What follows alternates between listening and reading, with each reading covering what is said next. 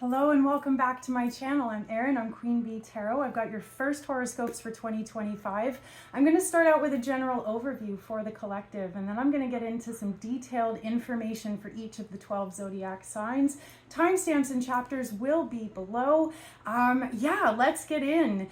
I gotta say 2025 is going to be absolutely epic because major planets are making major moves this year. And so I'm going to give you a little bit of a sneak peek of what we can expect this year. And then I'm going to focus mostly on what's happening over the next couple of weeks because this really sets the tone for 2025. And a lot of what we're dealing with in January and February is a lot of carryover from last year. The energy right now is a lot like being really frustrated and deciding to throw the rule book out the window. And what I mean by that is, last year the big news was Pluto moving out of Capricorn finally into Aquarius. When Pluto, which represents power and control, was in the sign of Capricorn for the last decade, what that meant was that the powers that be had such a tight grip over society and how things are run and how everything was going, that a lot of how we were trying to empower ourselves, this Pluto energy, was by working within and fighting against the system. Clearly that didn't work.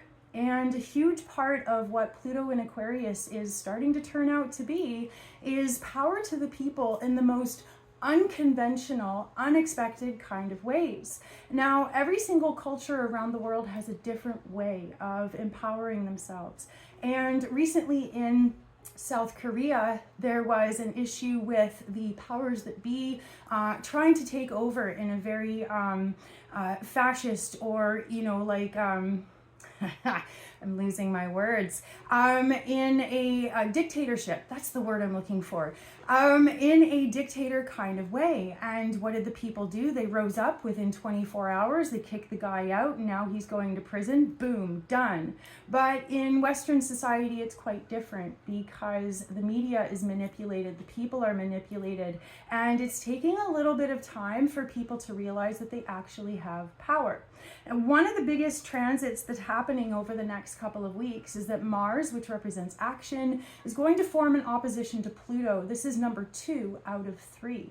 We had our first one last year, November 3rd, right before the American elections. But at that time, Mars, the planet of action, was in the zodiac sign Cancer. And it was forming an opposition to Pluto in those final degrees of Capricorn, which meant that the power struggle we were experiencing in the beginning of November last year was feeling as though we were up against a brick wall. Now, this could be personally, it could be professionally, romantically, collectively. There's a lot of different ways that this energy or these themes play out for us. We see them happening in our own lives, and we also see the same themes reflected in the world around us, right? So last November, with Mars in Cancer and Pluto in Capricorn, the energy, the polarization, the power struggle was catalyzing in most people a feeling of powerlessness. And a sense that no matter what you do, if you are playing the game, you lose because the game is rigged against you. And this soul-crushing realization of powerlessness is something that has been pervasive for, I'm going to say, at least the last 5 years. Really came to a head over the last couple of years. And as we closed out 2024, a big shift happened. Mars moved into Leo, and Pluto moved into Aquarius. So Mars, the planet of action, being in Leo, shifts from powerlessness to anger or pride or empowerment and says, you know what? I may feel powerless, but where there's a will, there's a way. And one of my favorite little metaphors for empowering ourselves is, reflecting on, if you feel powerless, if you feel like you are too small to make a difference, think about the last time that you were trying to sleep with a little mosquito in the room. And a little tiny mosquito can cause a heck of a lot of trouble, right? And so if we think about that, if we think, okay, it's not about playing the game, it's not about beating the system at its own game because it's rigged against us, how can we throw the rule book out the window? How can we find different ways of empowering ourselves? The risk of this especially as 2025 starts getting rolling, is that in the spring and early summer, we have Saturn, which represents structure, stability, and the machine, moving into Aries. And we also have Neptune, which is ideals, seeking ideals, also moving into Aries. Now, Aries is the first sign of the zodiac. Aries is a fire sign that's kind of like a laser beam as far as how focused and intense it can be. And Aries is ruled by the planet Mars, which is named after the god of war. And so with Saturn representing the evolution of the system, moving into Aries, that is kind of like hitting restart, because Aries is the first sign of the zodiac. Aries says, throw the rule book out the window. Let's deal with things right here, right now. Let's make a plan of action according to the circumstances and, you know, energies that are happening at hand. Forget about yesterday. Don't worry about tomorrow. What can we do right now? So, Saturn moving into Aries, you know, is all about the system getting a restart. And again, like I said, these could be things that we are personally going through, and we are definitely going to see it reflected in the world around us. Now, Neptune, the planet of living our best lives or seeking ideals, following our dreams. Neptune is very like rose-colored glasses, best possible outcome. And for Neptune, which takes almost 200 years to do one full cycle through the zodiac, for Neptune to be moving into Aries this spring, early summer, is actually a huge event, because no living person on this planet has ever been around when Neptune was in Aries. Like I said, last time was approximately 200 years ago. So to have the planet representing how we try to live our best life, how do we pursue our ideals, to have that planet moving into Aries again is like, throw out the rule book. We got to do things differently. We've got to tackle our problems in a new way. We have to fight to empower ourselves and the people around us in a new way, right?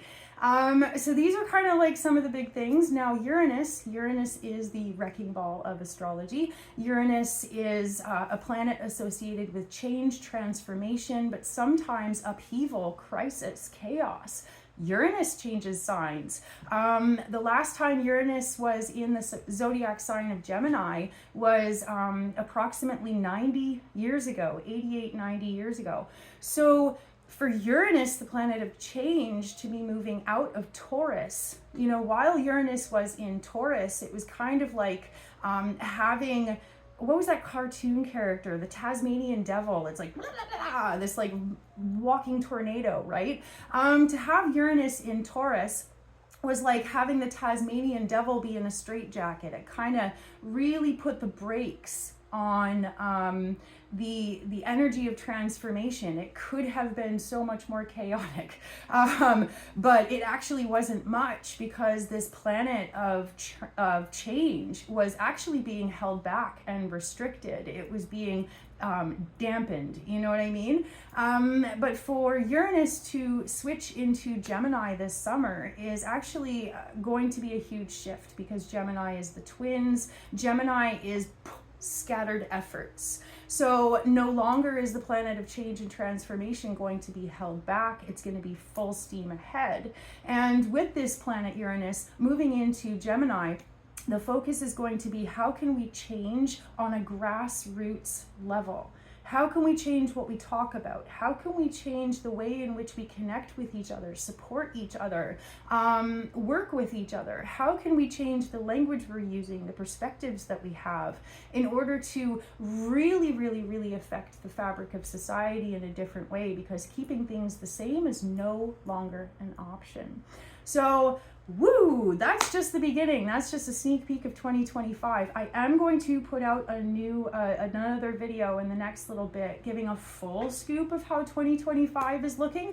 But now I'm going to take a quick step back and return to the concept of Mars and Pluto. Now, as I was saying just a quick minute ago, Mars is the planet of action. Pluto is the planet of power and control. Last November, they had their first opposition, but it catalyzed powerlessness against the structures and the systems that be. Now, let's see, when's the next time? Mars Mars forms in opposition to Pluto tomorrow. January 3rd is, oh, I'm sorry, no, today is January 5th. So on January 3rd, this was part of my what happened over the last couple of days, pardon me. January 3rd, Mars, which has been retrograde, formed another opposition to Pluto. And this time, January 3rd, Mars is in Leo.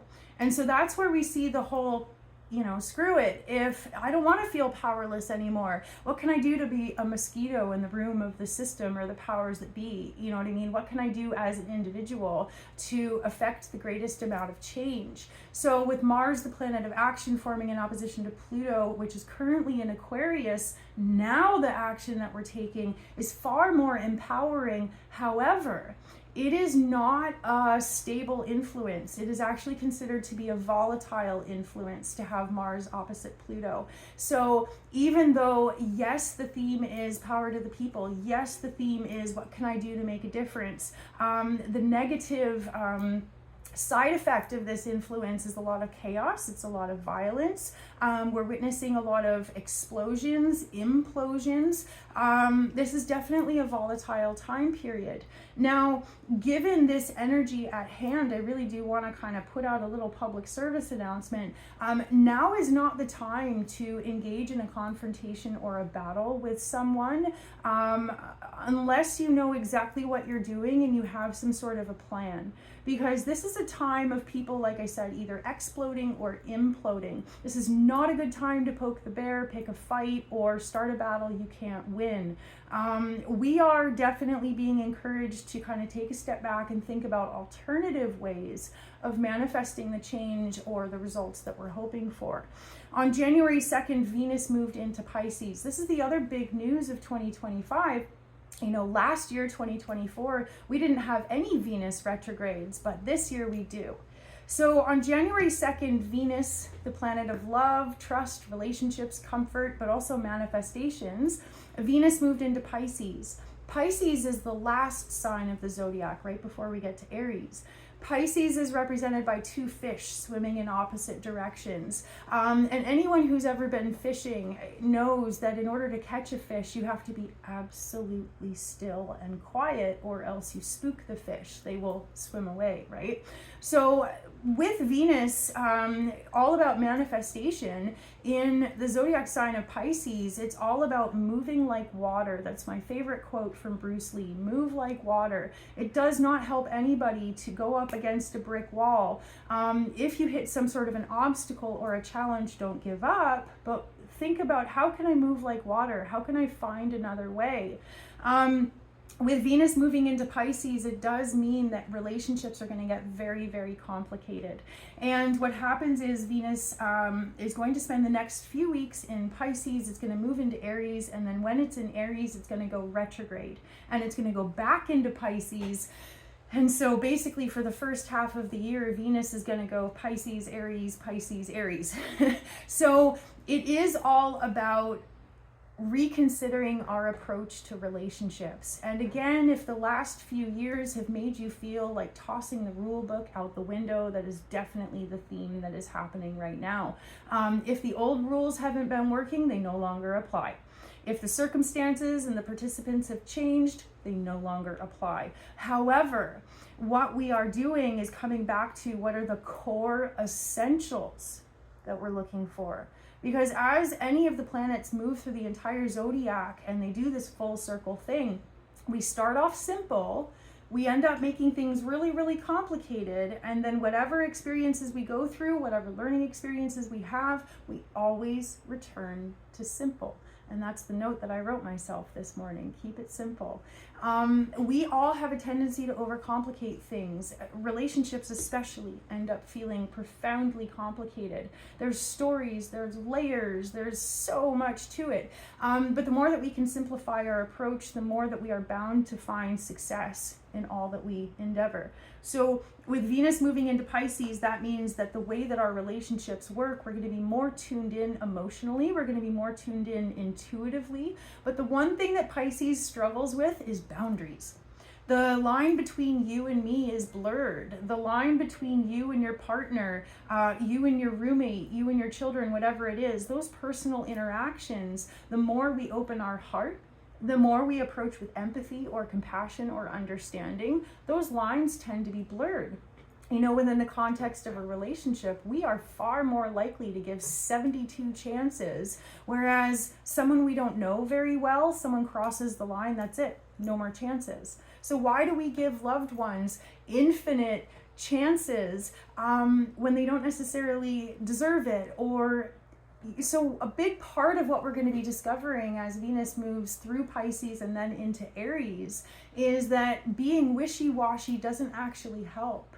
Being direct, being forefront, being clear, all the things that Aries represents, these become core essentials, you know, within the context of any relationship, be it casual, romantic, personal, professional, whatever it is. Communication is always going to be key.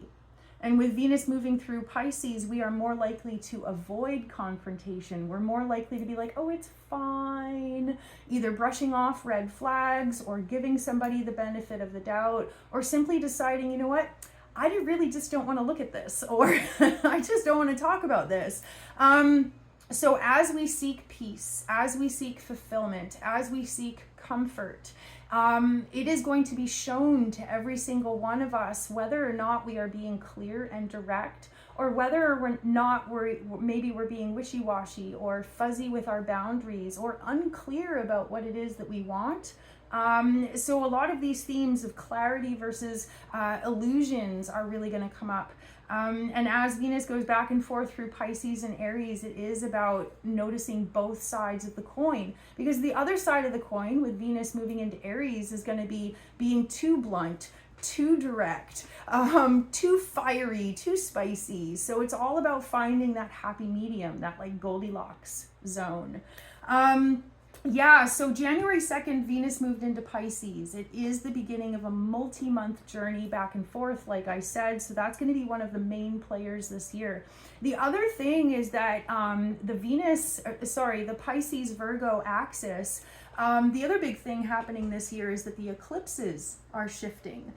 We have 2 eclipses in March and 2 eclipses in September, and they're going to be on the Pisces Virgo axis. So over the last 18 months, we had eclipses that were falling on the Aries Libra axis. And the highlight of that time, the karmic destiny, the fated situations that we found ourselves in, all had a central theme of me versus we. How can I advocate for myself, Aries, at the same time as cultivating and maintaining a healthy balance, Libra? So that was really kind of the biggest thing over the last 18 months. And then now as we move through 2025 and early 2026, we're really kind of looking at the Pisces Virgo axis. So Pisces is about being spiritually healthy, and Virgo is about being mentally and physically healthy. There are common themes of service to others, growth, aiming towards being as healthy as possible, as tuned in as possible. But again, it's kind of one of the things that might come up for a lot of people is whether or not it's healthier to be alone or to be surrounded by people who make you feel alone. Both Virgo and Pisces are profoundly happy in their own company, in their own space, shutting out the world and doing their own thing. And so one of the healthy choices we might be making, or we might be thinking about whether or not it's unhealthy, is our level of self-isolation. We may find that we need more time alone over the next 18 months to refill our own cup, to come back into a place of healthy balance. But we also might have a little bit of awareness come up of maybe I'm self-isolating too much. One of my friends the other day said she heard a good quote, really made her think, and it was, are you really healed, or have you isolated yourself so much that you're just no longer triggered? Hard pills to swallow, right? So definitely there's going to be so much in 2025. There is a lot going on. Venus just moved into Pisces. Mars formed in opposition to Pluto just a couple of days ago. Today is Sunday, January 5th. Moon's in Aries, and tomorrow, Monday, January 6th, Mars, which is retrograde, moves back into Cancer. So all the ways in which we were starting to feel empowered, we're starting to feel a little bit more proud, we're starting to find a way through. Now that Mars is moving back into Cancer, Mars is actually going to be in Cancer until April. Mars is going to be retrograde all the way until the end of February. And when it does come out of retrograde, it's going to be so far back in Cancer. It's going to take a couple months to come back out of Cancer into Leo again. So yeah, 4 months. We have at least 4 months of Mars being in Cancer again. So with Mars being back into Cancer, there again, big feelings. Feeling potentially powerless, feeling overwhelmed by your emotions, and as a result, having a hard time establishing a plan of action. And while Mars, the planet of action, is stuck back in Cancer again, we may find that we either sabotage ourselves or kind of shoot ourselves in the foot, because the action that we're taking is going to be so infused with emotion that we're not necessarily going to be thinking very clearly. There's a lot of ways in which Mars, the planet of action, becomes complicated or debilitated in the zodiac sign Cancer. It's not considered to be at home there. Mars is considered to be at home in Aries, where it's like, let's freaking go. But when Mars is in Cancer, it's like, oh, I need a blanket fort. I need to hide from the world.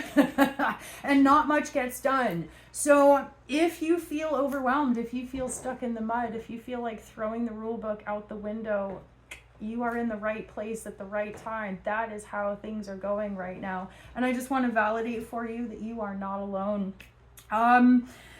Yeah, also on the same day that Mars moves back into Cancer, that's Tuesday, January 6th, Mercury, the planet of thinking and communicating, forms a square to Neptune. On or around January 6th, if you can help it, do not sign any contracts, do not make any promises, do not agree to anything that you haven't clearly thought through. Because on January 6th, with Mercury forming a square to Neptune, high potential for either you being fooled, you being tricked, or you potentially fooling or tricking somebody else and potentially not even meaning to. What it means is that communication is going to be profoundly unclear. Our ability to see clearly is going to be like trying to look through pea soup fog. Is not going to be there. You're going to want to avoid anything in which there is fine print or a long-term commitment, because you may not know what you're getting into. So please be careful on or around January 6th. There's going to be a lot of fog, a lot of confusion. And on that note, outside of your personal or professional life, anything you see on TV, any news that you read, I mean, this is kind of the case all the time now, but don't immediately believe everything that you see and hear. The energy on or around January 6th is going to be so foggy and so unclear. Give it a few days and let the dust settle before you make up your mind or commit to anything. Please be careful around that. Wednesday, January 8th, Mercury moves into Capricorn, and it's like, whew, all of a sudden clear, all of a sudden the fog lifting, and being very certain and very sure about what you think, what you want to do about it, and any agreements that you would like to make. So please, if you have to sign anything, if you're trying to make a major purchase, any kind of major agreements or anything like that, promises, whatever, if you can, wait until January 8th when Mercury moves into Capricorn. Things are going to be 1,000% more clear at that point. January 12th, Sunday, January 12th, so a week from today, Mars forms a really supportive angle to Neptune.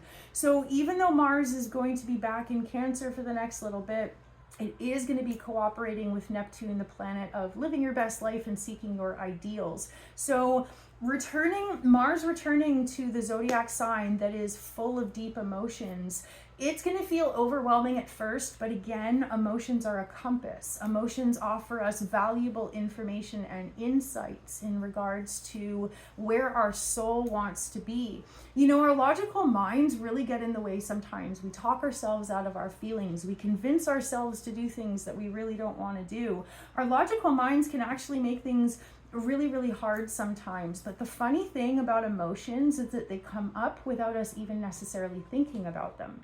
Anytime you experience jealousy, what it is your heart saying, I want that. And that's not a bad thing. That is useful information. And if you try and talk yourself out of it, you're missing valuable information, and eventually you're going to circle back. Right? So with Mars moving through Cancer for the next little bit, yes, it's going to feel emotionally overwhelming, but if you can focus on staying curious, if you can focus on information gathering, if you can focus on, this is what my heart wants, therefore my spirit is trying to tell me this is the way to reach fulfillment. This is the way to reach, you know, my highest goals and aspirations. So let your heart be the guide. But at the same time, it's really important to take everything with a grain of salt, right? Monday, January 13th, full moon in Cancer. So the full moon in Cancer on Monday the 13th, Mars and the moon are going to be hanging out right there together. And they are forming an opposition to Pluto and the sun in, the sun's in Capricorn, Pluto's in the first degrees of Aquarius. What we've got going on here, any full moon that is aligned with Pluto is going to be emotionally potent. Be prepared to have huge, deep feelings come up from deep below. They might be memories from the past. It might be triggered in a way that you totally didn't even see coming. This is definitely the kind of full moon that you're probably going to feel for days leading up to it, just because of the emotional intensity and because it's so locked in with Mars opposite Pluto right now. This is definitely, like I said, over the next 2 weeks, don't poke the bear, don't start a fight, don't get into an unnecessary disagreement. If people are spicy, if people are riled up, please walk the other way. Do not engage. This is not an energy that you want to fight against. However, if for any reason you have to advocate for yourself, if for any reason you need to stand up for yourself, take a stand, fight against the powers that be, this is a great time to do it. But we have to all just keep in mind that our emotions are going to be causing a great deal of cloudiness. Mercury square Neptune is going to make it very fuzzy and very unclear. And so the risk is getting really, really upset and taking action when we didn't even have our facts straight in the first place. So before you take action about or regarding something that has either upset you or triggered you, I can't say this enough. Take some deep breaths.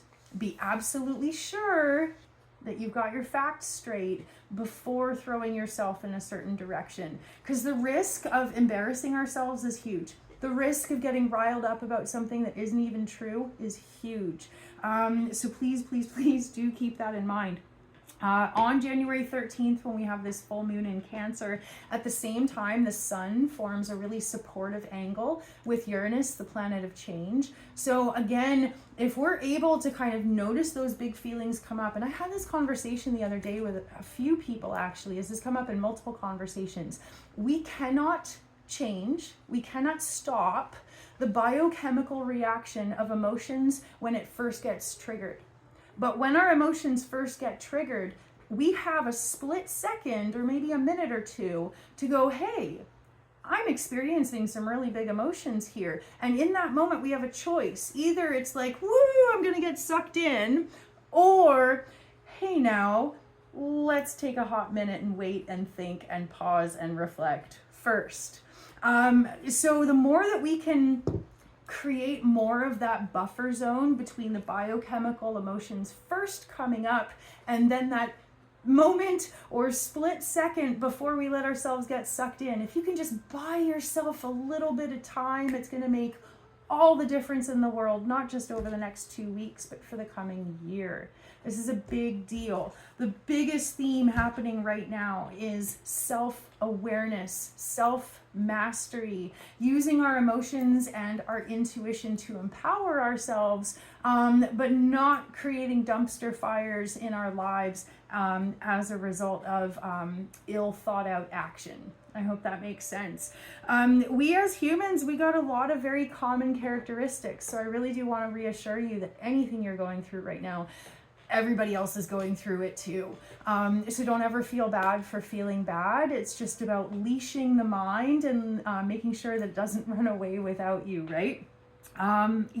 Tuesday, January 14th, Venus squares Jupiter. So around this full moon, if you're able to create that buffer zone, if you're able to notice yourself getting triggered and avoid slipping off that edge, this is an amazing time to prove to yourself that change is possible, to prove to yourself that you can implement everything that you've learned and put it into practice and avoid making the same mistakes that you have in the past. Venus square Jupiter is all about being compassionate towards yourself and other people, being able to have more of a sympathetic heart space so that instead of reacting with rage, you can go, how can I deal with this like an evolved human being? How can I find a way to be a mosquito in the room and with the least amount of effort and damage possible, make the biggest amount of a difference in my life or the lives of others? As we close out the next little bit, we're going to be finishing up Capricorn season. We're going to be moving into Aquarius season. So just to recap, Mars is currently retrograde just before it pops back into Cancer until where it's going to be until April. It has just hit an opposition with Pluto. There is an energy of ruthless assertiveness. There is an energy of big feelings and powerlessness. And we all are going to be going through a bit of a dramatic phase right now. So while things feel stormy, while things feel emotionally challenging, the best thing we can do is give ourselves a buffer. Take 5 seconds, 10 seconds to take a few deep breaths, and make sure that you are clear-headed before you take action or say something that you might regret. So thank you so much for being here, you guys. That's what I've got for you as far as the collective update, the general overview. I am going to pause for a second and reset my papers, and I'm going to come back in a quick second with our detailed horoscopes for all 12 zodiac signs. So stick around. I'll see you in a minute. Hello, my friends. All right. Aries sun and Aries rising, welcome back. Welcome to your reading. What we've got here now, before I even jump into what's happening over the next 2 weeks for you guys, I did want to start out by saying you guys are really going to be kind of on the hot seat, or what do they say? Under the spotlight, on the hot seat. I don't know the phrase. My words are failing me today. Basically with Saturn moving into your sign this year, Neptune moving into your sign this year. I mean, these are some of the major players in the zodiac. And what happens is this kind of feeling of almost like impending doom. And I don't mean that doom is coming, but what I want to be able to articulate for you is if you have felt over the last 6 months-ish, like something's building and you just can't put your finger on it, this is probably the culprit, because Saturn is a very heavy, dense planet. It represents kind of like the powers that be. It is associated with the Greek god Kronos. So our concept of time, it feels heavy, it feels restrictive and serious. And as Saturn has been moving through Pisces, for you guys, that would be your 12th house. So it's like something's coming in the distance and I can sense it and feel it, but I can't see it yet. And when the Saturn, as well as Neptune is the planet of living your best life and seeking your ideals. The same thing, Neptune's finishing up in Pisces. So it's kind of like these two planets are coming from behind and you're like, oh, I can feel something coming, but I don't know what it is. For these two planets to be entering your zodiac sign this calendar year, is actually going to be a huge boost. It's kind of like that excitement, that adrenaline right before something really exciting or significant happens in our lives. With Saturn moving into your sign this year, you are going to feel more accomplished, more serious about what you're doing, more official about what you're doing, and a little bit more grounded. Like anytime we master a skill set, anytime we graduate a grade in school or accomplish anything in our lives, big or small, we shift from feeling really nervous, feeling unprepared, feeling like, I don't know what I'm doing, into, oh yeah, okay, I got this. I may not have mastered it yet, but I know what I'm dealing with and I feel way more calm about the whole situation. So that's what I want to articulate for you guys, is that on a very grand scale, when it comes to pretty much kind of like an all-encompassing feeling about your lives, Aries Sun and Aries Rising, you guys are going to shift this year from that whole, I don't know what I'm doing, to, oh, okay, I think I know what I'm doing. And so that's going to play out personally, professionally, in your day-to-day lives, in your careers, in your highest aspirations. There's going to be a lot of different ways that it comes through. And you might find that in, one particular aspect of your life, you feel it more than others, right? But that's kind of the general vibe. So if you feel that right now, that's where it's coming from. So your planetary ruler, Mars, oh man, Mars has been kicking up some dust lately, right? And so Mars has been moving through, had been in Leo, it's retrograde, and just a couple of days ago, Mars hit its second opposition with Pluto. So this is this kind of push and pull as you guys go through wanting to become masters, not only personally but also professionally, wanting to feel more sorted, wanting to feel more sure about who you are and what it is that you're doing. But this whole Mars opposite Pluto dynamic, ever since last November, I don't know if you guys watched the Peanuts, the Charlie Brown cartoons, but there was always like Charlie Brown and Lucy would always hold up a football. And she'd be like, come kick the football, Charlie Brown, I'll hold it for you, And he's like, every time you do that, you sweep it away right before I kick it. She's like, no, I'm not going to do that this time. Every single time, Charlie Brown would be like, okay. And he'd come up to like kick the football and she'd yank it out at the last minute and he'd wipe out every single time. The reason I bring up that analogy is because that's how you might be feeling over the last few years, especially over the last 5 years when it comes to your personal life, but also like more specifically your professional life, because Pluto has been moving through your 10th house. And it has felt for you guys a lot like David versus Goliath, Charlie Brown versus Lucy, that every time you think you're about to win the game, somebody changes the rules, somebody takes the football away, somebody goes, haha, just kidding, you were never gonna win. So you may have felt really disgruntled. It could have been anything from mildly pissed off to full of rage when it comes to your desire to empower yourself, especially professionally, especially within your career or in the long-term goals that you're trying to manifest. It might have felt that you're just up against insurmountable forces, the powers that be, or a sense that either people are out to get you or people are, pulling the rug out from under you, whatever it is. So with Pluto moving into Aquarius at the end of last year, all of a sudden the pressure's off. All of a sudden it's like, okay, it's not that bad. So if you felt like you had enemies, those enemies are disappearing or kind of fading off into the sunset. If you felt like there were insurmountable obstacles, you're going to notice over the next year or so that those obstacles seem to have disappeared.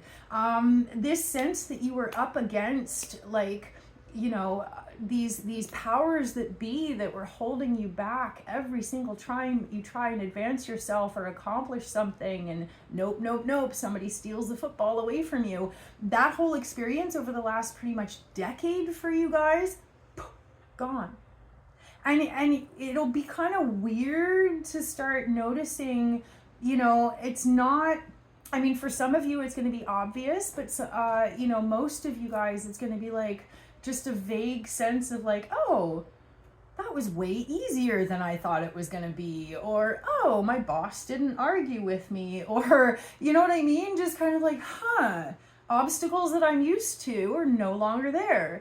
So with Mars formed an opposition. Mars is your planetary ruler. Mars is like, you know, the planet for Aries, right? And for Mars to hit that opposition with Pluto at the end of last year was kind of like the final David versus Goliath moment. Either you claimed your space, or you finally fought back, or you finally made some progress, or you finally took a stand.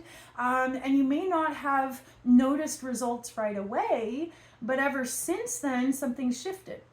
And just on January 2nd, Mars formed a second opposition to Pluto. But this is where it's noticing, wait a minute, nobody stood in my way. Nobody told me no. Nobody held me back. Nobody stole the football, whatever it was. So there's some sort of commonality between what just happened over the last week and some sort of parallel between what was happening for you at the end of October, beginning of November last year.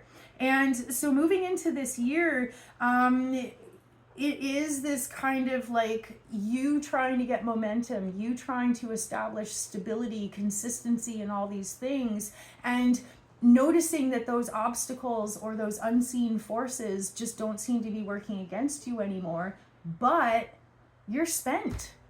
You've been fighting countless battles for the last decade, and now that the path is clear, you're like, okay, I'll be there in a second, you know, like, I just gotta catch my breath. So please be gentle on yourself.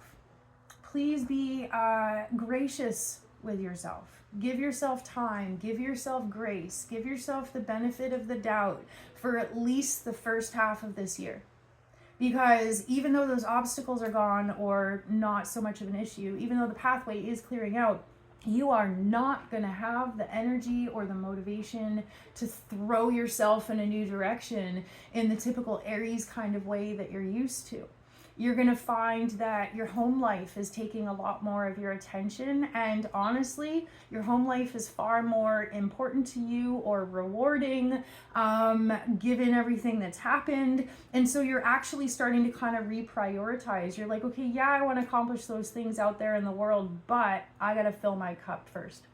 I got to spend time with my family or my fur babies, or I just got to be by myself and recharge, whatever it is. So you're starting to get this like healthy balance when it comes to what you're putting your energy into, what you're prioritizing, and keeping that work-life balance a little bit more in check.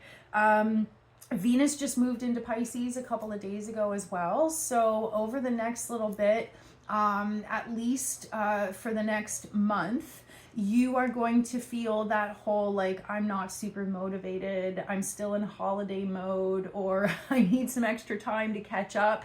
But then in about a month, when Venus moves into your sign, into Aries, oh my goodness, it's going to be promotions, it's going to be money, it's going to be finally getting the recognition that you deserve. So the spring looks absolutely fabulous for you guys, but I just want to say, you know, give yourself some time to get that momentum going, because you really are running on empty right now, and it's far more important that you fill your cup or fill your tank, you know what I mean, before you try and hit the road again as far as accomplishing your goals and your dreams. Allow yourself to recharge first. Just a little bit of a warning. I want to put a date on this actually, because I know what this is. January 6th, Mercury forms a square to Neptune. I said this in the beginning, I'm going to say it again. Do not agree to anything. Don't make any huge promises. Don't sign any paperwork or contracts or major purchases or anything like that, unless you absolutely have to. But seriously, things are going to be crazy fuzzy around January 6th. Especially when it comes to what you see, what you read, and what you hear. Don't believe everything. High potential for being fooled, misled, or lied to. So be really, really careful, not only about the communication you're receiving, but the communication that you're sending on or around January 6th. But January 8th, Mercury moves into Capricorn, and it's like crystal clear. So if you can, put off any contracts, agreements, or purchases or promises, put them off until January 8th at least. Starting around... Oh, I should have had this list ready. I like putting the dates in here. Mars trine Neptune. That is January 12th. Okay, January 12th. Sorry, January 8th. January 12th is an amazing opportunity to kind of bring those dreams and ideals together with a plan of action. So by mid-January, you are going to start to kind of feel like you're getting your mojo back a little bit, starting to feel a little bit more motivated about what you want to do. But around January 12th, you're going to be like, okay, I want a new plan of action. When it comes to your work-life balance for 2025, you know, I don't really see you worrying too much about New Year's resolutions, but I do see you entering this year with a new appreciation for how important it is to look after yourself. You know, 99% of the jobs out there, if you burn yourself out, they will replace you in a hot minute and not even look back. So don't burn yourself out for a job. Don't burn yourself out for a boss that doesn't really care or compensate you properly. You know what I mean? All across the board is going to be far more in your highest good and your best interest to make sure that every day you're starting with as much of a full cup as possible. And that's definitely the priority that you're setting for yourself. Full moon in Cancer, January 13th, is that affirmation that your feelings matter. Your family, your home life, whatever it is that's sacred and special to you, that is top priority this year. That is where your heart is, and that is where your deepest level of fulfillment is. And so everything else that you do this year is going to fall in line according to that.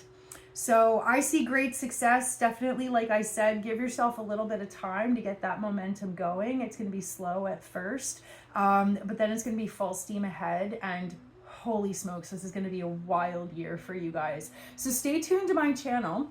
Make sure to like and subscribe so that you're kept up to date with my videos, because like I said in the beginning, I am going to be putting out a 2025 year in review for everybody to kind of get an idea of what to expect this year. It is epic. It is huge. So you're going to want to be updated for that when that video comes out. So thank you so much for being here. If you enjoyed these horoscopes, I do have a little bit of a tip jar down below. Never expected, but always appreciated. And I hope you have an amazing full moon. Good luck out there, and I will see you next time. Mwah. Bye.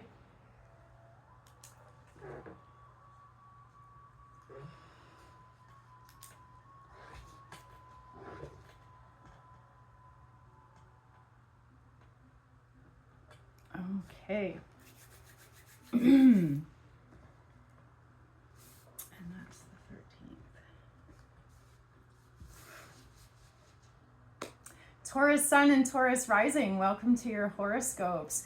Woo! If you did not catch my overview of 2025 in the beginning of this video, I strongly recommend that you do.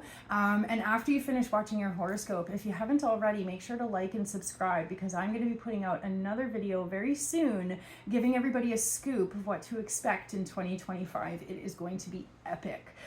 So yeah, definitely subscribe to my channel so that you're kept up to date with that. So let's look at the next 2 weeks. Let's jump in. Mars formed an opposition to Pluto just a couple of days ago, and this is a really big deal because this is kind of this tension, this fighting against the powers that be that is carrying over from last year. Last year Mars formed an opposition to Pluto, but Mars was in Cancer and Pluto was in Capricorn. And the one that happened 2 days ago, Mars is in Leo, Pluto is in Aquarius. So you may be feeling a little bit more empowered than you were last year. You may be starting to either see your strength, see a path towards dignity, see a path towards either enlightenment or fulfillment. Something is shifting for you, and a sense that whatever was making you feel powerless, especially at the end of last year, you're starting to get a little bit more clarity on it. And one of the big things that's coming through for you guys right now is that reality is what we contribute to. And you know, sometimes it feels kind of counterintuitive, but there is some sort of reality that you used to be playing into that you no longer align with. And it's funny, it's like one of those fairy tales or one of those like Disney movies, I forget what it is, where somebody's like, I don't believe in you anymore, and then poof, the magic fades. It's like, you have no power over me. So there's something in your life, Taurus sun or Taurus rising, in which you just kind of clicked, and by disengaging, you removed how much this person, this place, this thing, this situation had power over you simply by not participating. It's magic. So what's happening here is that Mars is, you know, while it's been in Leo for the last little bit, it's been in your 4th house, empowering you to prioritize your emotional health, to prioritize how full your cup is before giving time and energy or anything like that to the rest of the world. So there was a bit of confidence kind of pulling into this year. Confidence, especially in the context of not giving too much in your professional life, not giving more than you're being compensated for, right? And maybe for some of you guys, it could be coming into a place of maturity and self-confidence where you're like, I'm not doing this for free. I'm not doing this for exposure. If I'm not getting paid overtime, my phone is off. I am not checking emails. I am not working for free, whatever it is, right? And so really kind of reclaiming your energy, your dignity, and your personal right to rest is a huge, huge theme to be kicking off the year. However, Mars, which is currently retrograde, dips back into Cancer.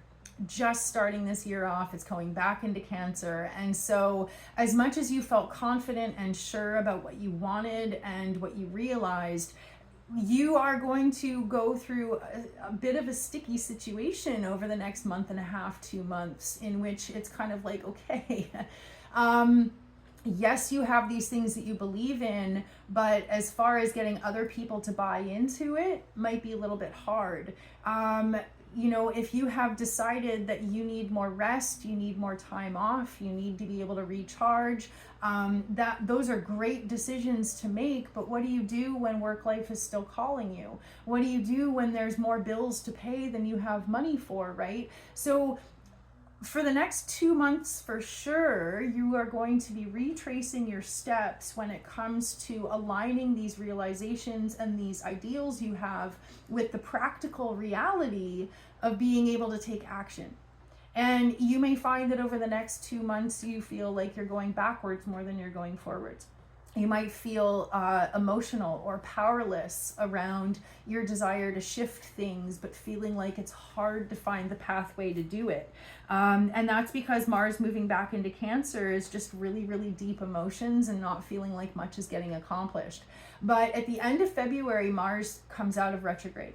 And by April, Mars goes back into Leo. So expect to feel a bit frustrated for the first half of the year, but we are all retracing our steps. We are all getting a lot more clear on what it is that we need, and putting things into categories of, okay, I could compromise a bit on this, but this is non-negotiable. Whatever those are for you, the more you're clear on what's non-negotiable versus open to compromise, the easier it will be to find your steps moving forwards. Now, Venus just moved into Pisces. So if you're trying to make any kind of a shift, personal or professional, with Venus in your 11th house, people are going to love you right now. You're going to make a great impression on your community. You're going to make a great impression on new friends, new connections, new potential professional opportunities.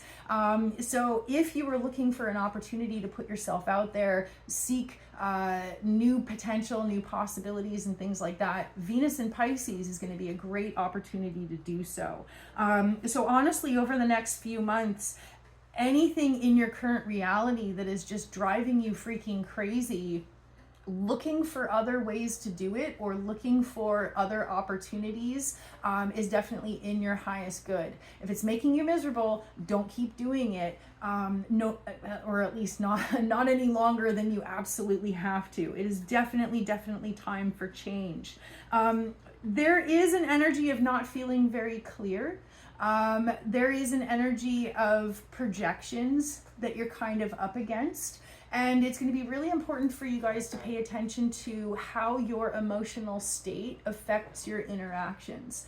There's going to be things coming up, especially around January 6th, where you are going to perceive somebody else's behavior as a reflection of yourself when it in fact is not.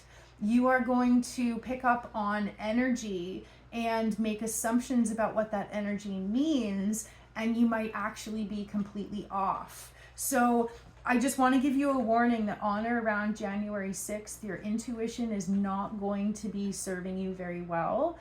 And you're going to want to either ask for clarity or ask for an outside opinion, or at least just give yourself a hot minute before reacting. So January 6th, very fuzzy. Don't take yourself too seriously and don't jump to any conclusions.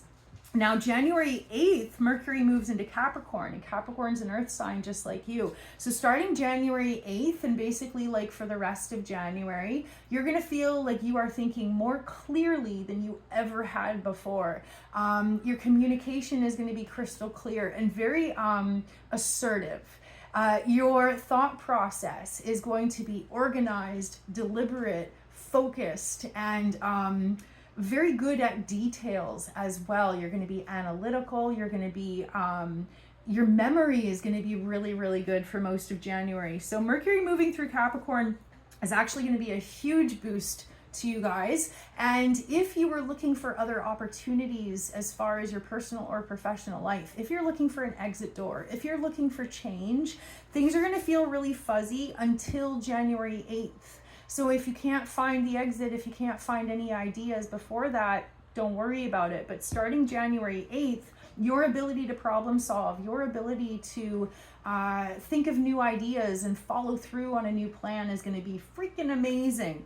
So you might want to put things off until then, especially if they require attention to detail and organization.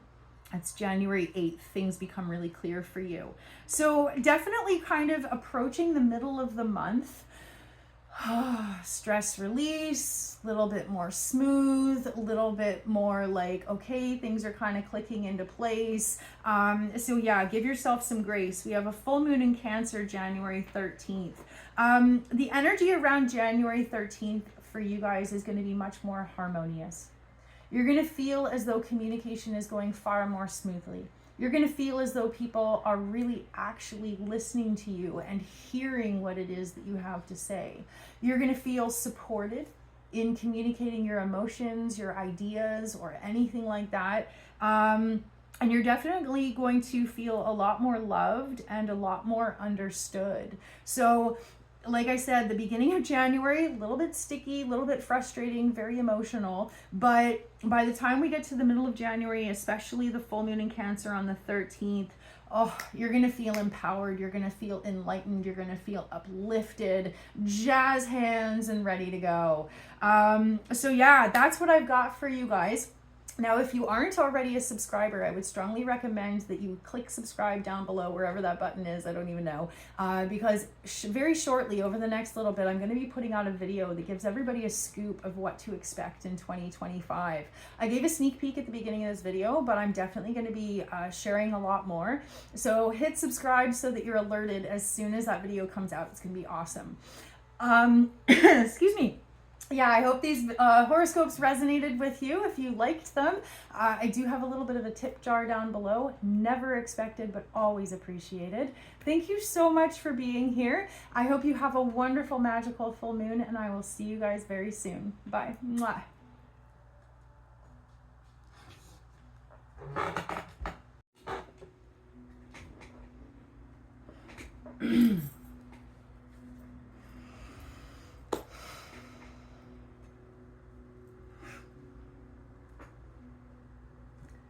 Gemini Sun and Gemini Rising, welcome to your horoscopes. Before I get into what's happening over the next 2 weeks, I wanted to give you a little tidbit of information. Uranus, the planet of change, transformation, and upheaval, is going to be moving into your sign for the first time in about 88 years. It's a pretty big freaking deal. And that's going to be happening in the summer, in the early summer. So when any kind of major planet is about to move into our zodiac sign, and this goes for whether or not you're a Gemini sun or Gemini rising, it still applies. As Uranus has been moving through Taurus, which is the sign right before yours, it's kind of like feeling like somebody's sneaking up behind you. You've got this spidey sense that something's about to happen. You've got this impending feeling of change that is imminent, but not necessarily being able to put your finger on either what it is or how it's manifesting, right? So I just wanted to give you a heads up that if it feels like something's coming and you can't quite figure it out, that's why. And it is definitely going to be affecting you guys really, really, really strongly this year, especially, and moving into next year as well. So if you're not already one of my channel subscribers, I would strongly encourage that you hit that subscribe button, because over the next little bit, in the next couple of weeks, I'm going to be putting out a video where I give everybody the full scoop of what to expect in 2025. And I'm going to be doing a big piece for you guys, because Uranus moving into your sign, like I said, is like a big freaking deal. So definitely hit like and subscribe so that you're kept up to date of my future video releases. And yeah, let's jump into what's happening for you guys right now. One of the first things that we started off this year with is that Venus moved into Pisces and Mars formed an opposition to Pluto just in the first 2 days of 2025. Now, last year in November, Mars formed an opposition to Pluto, and it was this really intense tension right before the American election. Now, whether or not you live in the States, it was an energy that affected everybody, right? But one of the biggest things that came through at that time was that Mars in Cancer at the time was forming an opposition to Pluto at the final degrees of Capricorn. And so the big energy of that time was feeling hopeless, fighting against the machine or the system or the powers that be. So there was a lot of emotions, there was a lot of powerlessness that came through at that time. But the Mars-Pluto opposition that happened just a couple of days ago was completely different. And what was different is that Mars is now in Leo and Pluto is now in Aquarius. And if you didn't catch the general overview at the beginning of the video, I definitely recommend that you pop back and check that out, because I do go into more detail. But basically the idea was realizing where we do have power, realizing how we can either move like water or find another way, instead of trying to beat the system at their game, which is literally impossible. It's about throwing the rule book out the window and finding our own unique individual way of doing things, something that either aligns with our vibe, our identity, or our heart space. So that's kind of the thing that really started the year off, is facing these power struggles, but finding another way to deal with them. And the other thing that's happening is that because Mars is forming this opposition to Pluto, activating your 3rd and 9th houses, it's not just, like for you guys, it's not just about what's happening in the world, but it's also in a huge way intertwined with your belief systems, the conversations that you're having, and the way that you are perceiving the things that are happening. It has been a time of a lot of heated conversations. It's been a time of people being very vocal about what it is that they believe, what it is that they think is right. And so you may have felt over the last little bit like you were kind of torn in between maybe aligning with old values that you used to have, realizing that your values have changed a whole lot, and thinking really clearly about the people that are in your inner circle and whether or not the connections that you have and the conversations that you have are helping you feel uplifted or empowered, or whether or not the connections are making you feel hopeless or disempowered. So there's been a lot happening for you guys, a big process happening like basically inside of your heads. And whether or not you're sharing everything that you're going through, there's been a lot happening for you guys internally, just below the surface. Now, moving into this year, you are going to step into a brand new version of yourselves. And so a lot of what's happening for you is the metamorphosis. It's the evolution in which you are either shedding your skin, metaphorically, of course, or completely changing forms, like the caterpillar turns into the butterfly, right? So the personal evolution that you're going through, like I said, is very anchored and intertwined with your belief systems, the conversations you're having, and the people that you interact with. And you will find that the more you change inside, the more you need people around you that reflect that back to you. You're not going to be happy with the same, you know, old circles of people or the old conversations you used to have. You're not going to be happy with those anymore if you feel different. You're going to seek new people, new information, new connections that align with where you're at and where you want to go. So big shifts happening for you guys. But one of the biggest things is how your emotions are sometimes kind of sabotaging your progress. If you feel either triggered or bothered by what somebody in your inner circle is saying or doing, rather than leaving the room, you might be just shutting down. And so it's going to be really important that you pay close attention to how your emotions are surfacing for you and what you end up doing with those emotions. Do you have any kind of a trauma response, like freeze or fawn, or fight or flight? Or are you taking the information as useful information and then doing something with it, like making changes, right? So yeah, there's a lot happening for you guys, and it is the transition time as we start the year of you basically culminating everything that's been happening internally for you in some sort of external revolution, change, or transformation. Yes. It's a lot of stuff, and it's a lot of really tough decisions for you as well, because you might be questioning loyalty. You might be having a hard time making changes in your personal or professional life if you feel like you owe people your presence, or you feel like you owe people your companionship, your partnership, your friendship, whatever it is. So this kind of push and pull. As a Gemini sun or a Gemini rising, the people in your life are like literally your highest priority, right? The people that you talk to all the time, or the pets that you talk to all the time, you know what I mean? Like, you are not somebody who likes to be alone in any sense of the word. And so what really becomes hard for you guys is if you become so dissatisfied or so disgruntled with who you're surrounded by, that you're faced with this change where you don't want to be alone, so you're afraid of letting go, but then you shut down. You know what I mean? Life is going to ask you to let go of control. Life is going to ask you over the next calendar year to let go of a lot of things that you used to anchor to.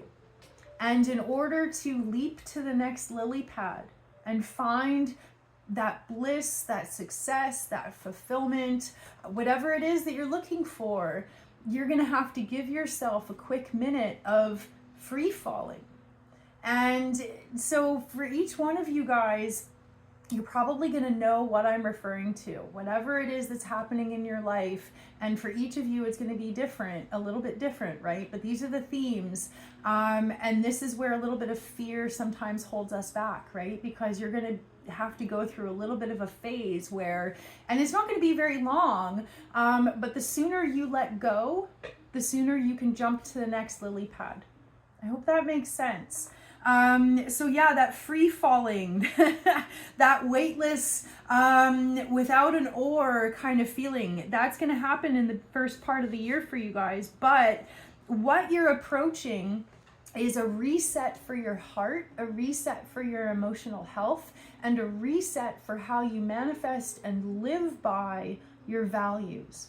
So as you've evolved, if you have changed, if your values have changed, but you're surrounded by the same old situations and the same old people, you're going to feel that friction, that conflict. You know what I mean? So even though you hate being alone, you're going to have to take a bit of a leap. For some of you, that's going to be an energetic leap. For some of you, it's going to be with friends or lovers or a career. But yeah, taking a leap of faith is going to bring you to the next amazing thing. So we do have a full moon in Cancer on January 13th. And that's where it's going to be really, really clear to you what your values are, what you're trying to manifest, and what sort of reality is in front of you. And the more that you can be honest with yourself, the more that you can be really clear and not delude yourself, the more easily you'll be able to let go and move on.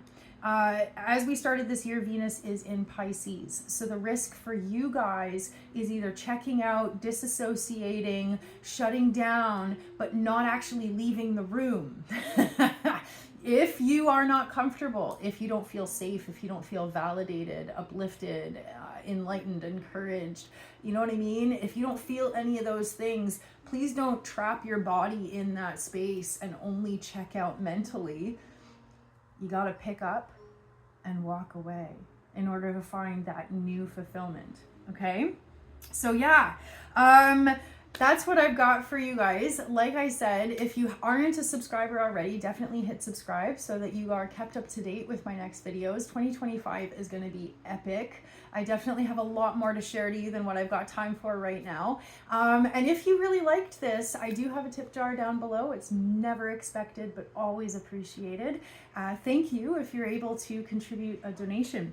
So yeah, thank you so much for being here. It is an honor and a pleasure to create these horoscopes for you guys. I hope you have a magical full moon, and I will see you next time. Mwah! Bye.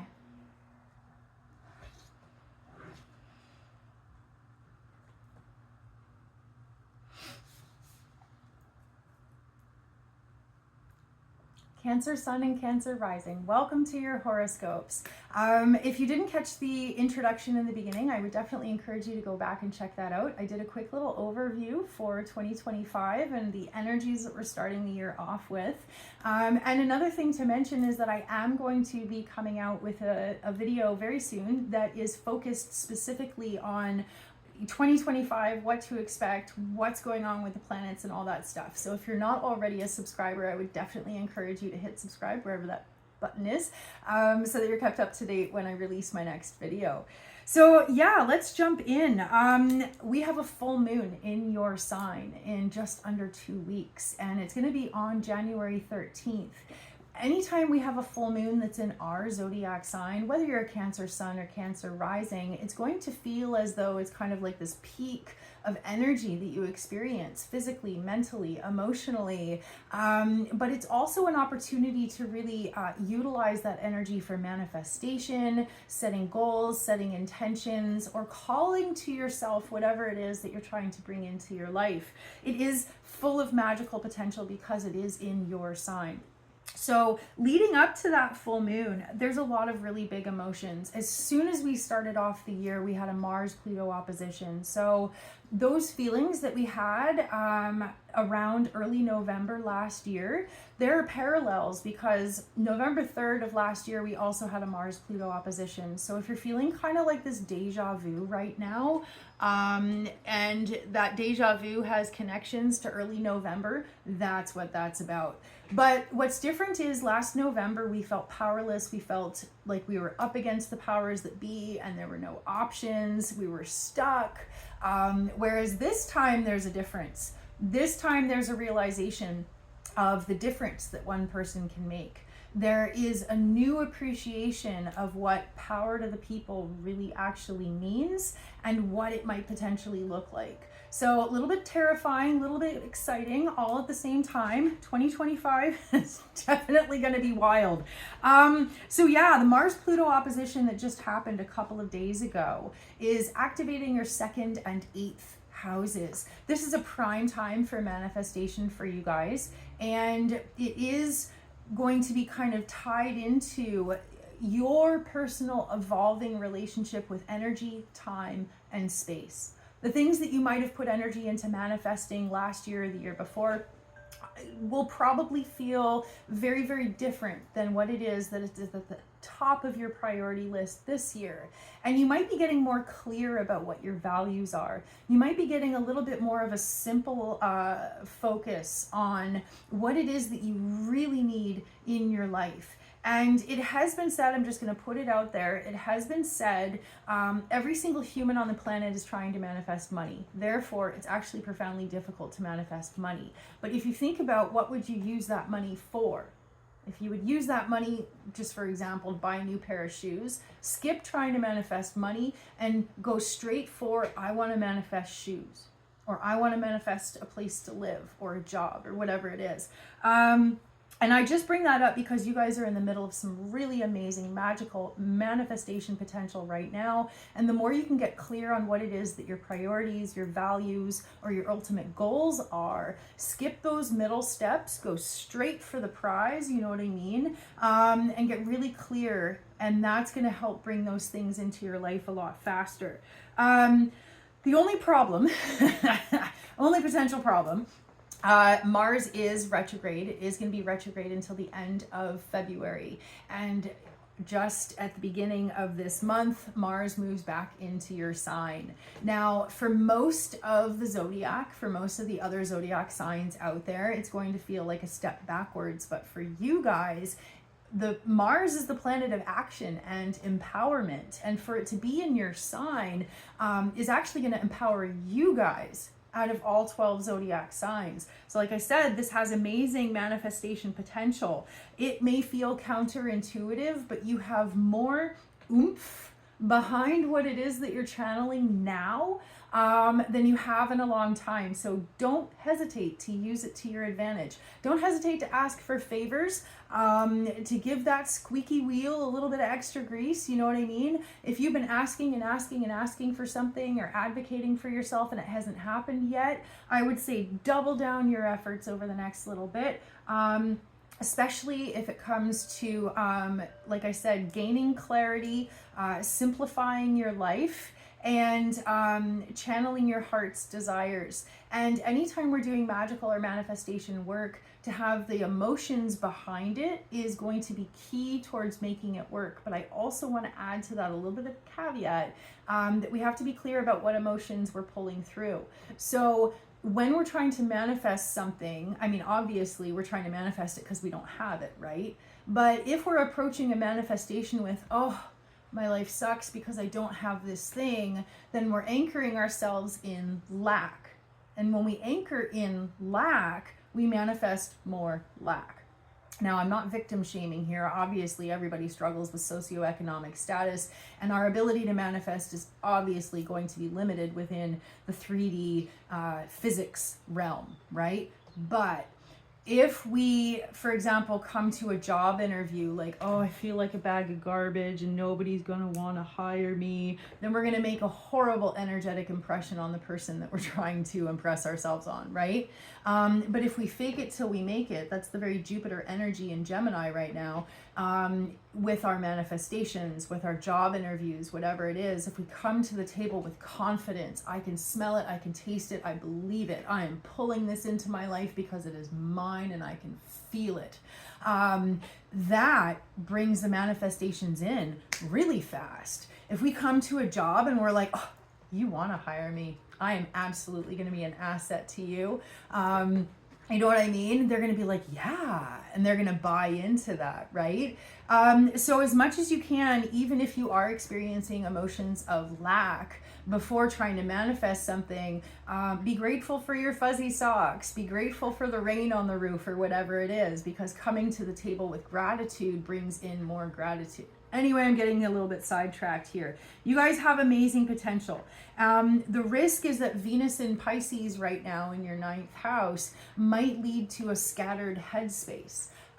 It might lead to scattered efforts that don't materialize as quickly as you want. So if you feel scattered, it will be priceless to focus your energy before any kind of magical intentions or job interviews. Focus your energy first. You know what I mean? Spend 5 minutes in the car being like, yeah, I'm awesome. People want to hire me, even if you feel like a bag of garbage. Give yourself a little pep talk, you know what I mean? So that when you come into the job interview, you're like, I'm awesome, right? Fake it till you make it. Same thing with manifestations. Pull it in with confidence. Believe in yourself. That's kind of like your biggest mission right now. And it is hard to pull these things in when we're looking at our immediate life going, I don't have it. I am experiencing lack. That's valid.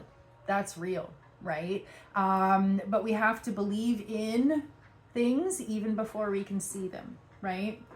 And it just made me think about a tooth growing in, you know what I mean? Like, I can't necessarily see a tooth before it grows in, but I can feel it. I know it's there. So that's how we have to kind of trick our minds into, yeah, I can't see it yet, but I know it's out there. And it's just a matter of me connecting with it, right? And then moving into the middle of January, full moon in Cancer, January 13th. So like I said, peak magical manifestation potential for you guys. You're getting serious about yourself. You're getting serious about your relationships. You're getting serious about what it is that you want. And even though, you know, over the last little bit, it has felt like life has just been tossing you around like a boat with no oars. This is the beginning of things really coming together for you guys. This is the beginning of starting to feel like you really do have some solid ground beneath your feet. And one step at a time, things are definitely starting to come together for you. Definitely, I mean, it's a very human thing to be distracted by our emotions. It's a very human thing to be experiencing despair. As they have said, if you're not mad, you're not paying attention. There's a lot to feel upset about, right? But the more that you can cultivate an attitude of gratitude, the more that you can do a daily practice of meditation or anything like that, that helps you maintain inner peace inside of you, it's going to make a world of a difference as far as what's manifesting outside of you. Yeah, so that's what I've got for you guys. Like I said, if you haven't subscribed to my channel already, I would definitely recommend it. I'm going to have some awesome videos coming out soon. And also down below in the description box, I do have a little link to a tip jar that I have if you feel inspired and you're able. Donations are always very gratefully accepted, but never expected. Tripping over my words here. Thank you so much for being here. I hope you have a magical full moon. I wish you guys all the very best, and I will see you next time. Mwah. Bye.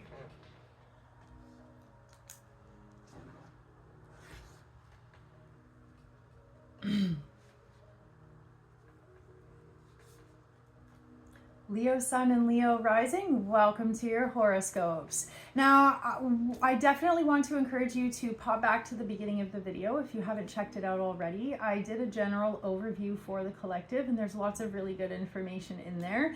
So if you didn't see it yet, definitely go check it out. But I wanted to kind of tap in right away to feelings that you guys might be experiencing now, especially when it comes to 1 step forwards, 5 steps backwards, feeling powerless, feeling like maybe the rug is being pulled out from under you, or any of those kinds of things. Let me set the stage. Mars had moved into Leo at the end of last year. However, Mars went retrograde.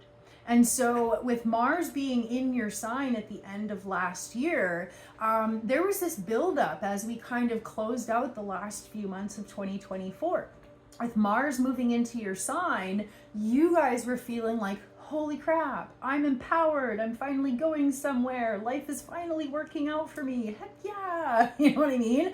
You were feeling positive, motivated, rejuvenated. Mars in a zodiac sign has that effect on people, right? So whether you're a Leo sun or a Leo rising, as 2024 was starting to come to a close, you were like, freak yeah. You know what I mean? Sorry, I'm trying to watch my words here. But funny things. Okay, so November 3rd of last year, Mars in Leo formed an opposition, Mars with the end of Cancer, and it formed an opposition to Pluto.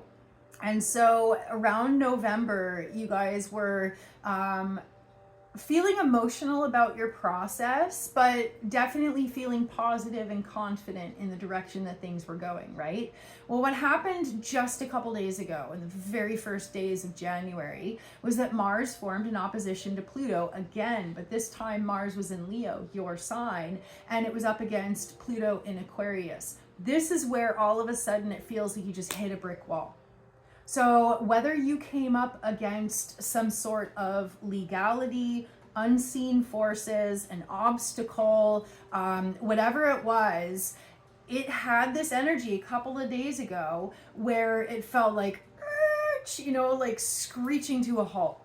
Whatever progress you thought you were making, whatever confidence you were starting to like lean into, it may have felt like a shock. It may have felt like something either in your personal or professional life just kind of gave you that shock of like, wait a minute, it's not working out, or this problem that I thought was gone has resurfaced.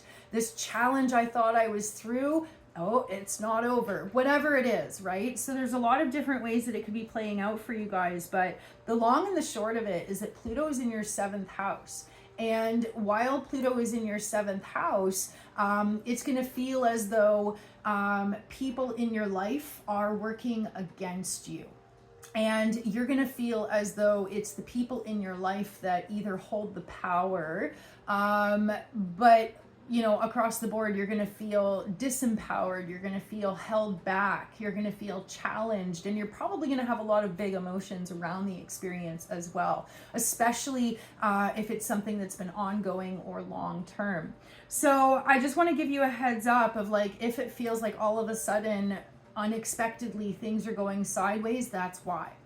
And just after that Mars-Pluto opposition just a couple of days ago, now Mars, which is still retrograde, is moving back into Cancer. And so you can expect until March or April, because Mars comes out of retrograde February 23rd. Excuse me. So it won't be retrograde anymore, but it doesn't come back into Leo until April. So for you guys, it's going to feel as though your confidence, your progress, your sense of momentum, it's going to feel like it's either stalled or stagnant or stuck until at least April. And then it's not until April that you're going to start to feel your confidence going to come back. You're going to feel like those obstacles are finally disappearing. You're going to feel like things are finally working out for you. So I just want to assure you, not all is lost, but you're definitely going to have to retrace your steps over the next little bit. Anytime that we are kind of forced to retrace our steps, it's frustrating, especially when all we want to do is move forwards, right? But some things come to mind, right? If we're sloppy, that's when we have to go back and redo things. If we were trying to cut corners, that's when we have to go back and redo things, right? So if in any aspect you are being forced to go back and redo something, it's really important that you figure out what didn't work the first time and how can you potentially do it in a way that you don't have to do it again. No cutting corners, no skimping, you know what I mean? Do it right the first time and you won't have to retrace your steps again.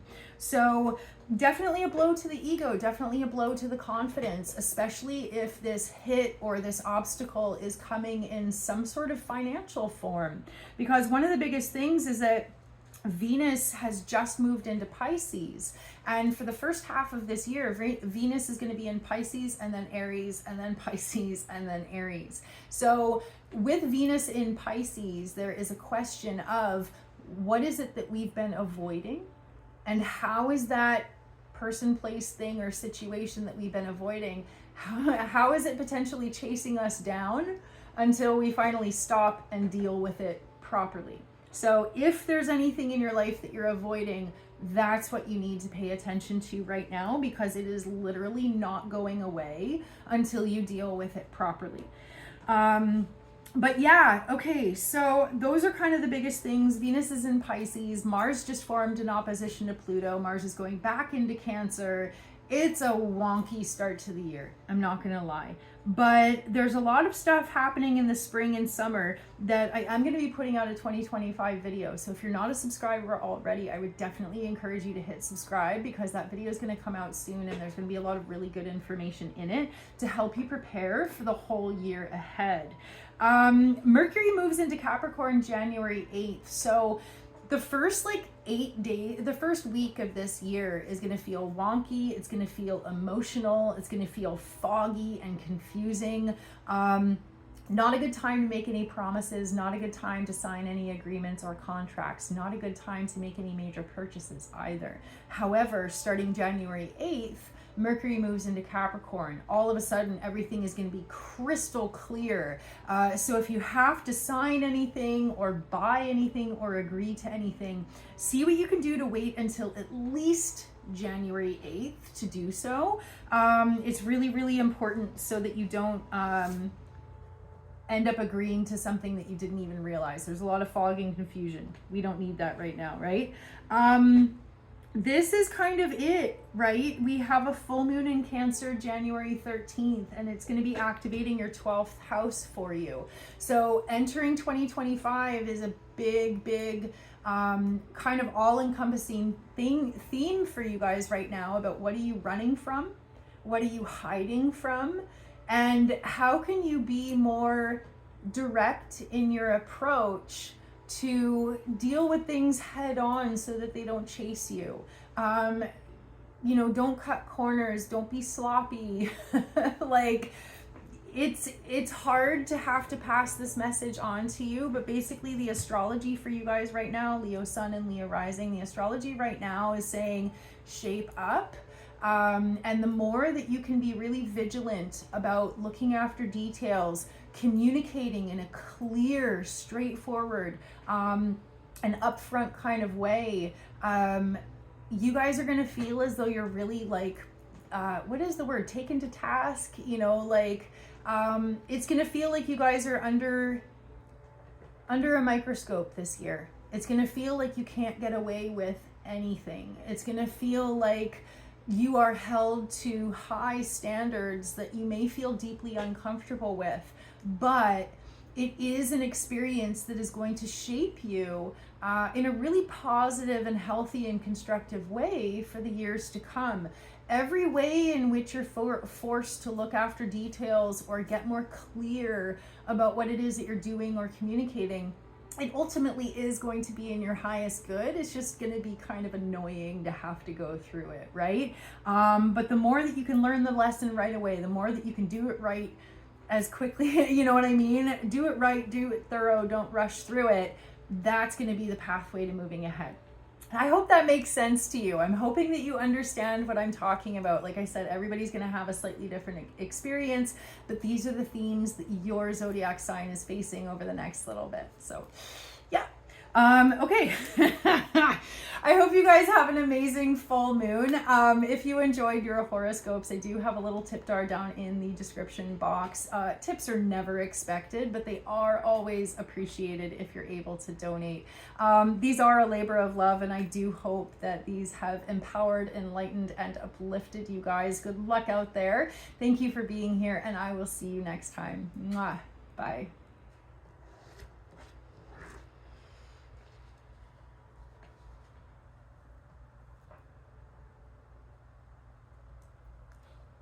Virgo Sun and Virgo Rising, welcome to your horoscopes. Your sign in particular, as well as Pisces, are definitely going to have kind of like the most stuff happening this year because the nodes are moving into your signs. The nodes are actually mathematically calculated positions in the sky that represent where the eclipses will be. So during this year, our eclipses are going to be on the Pisces and Virgo axis, bringing Pisces and Virgos to kind of like this completion full circle moment.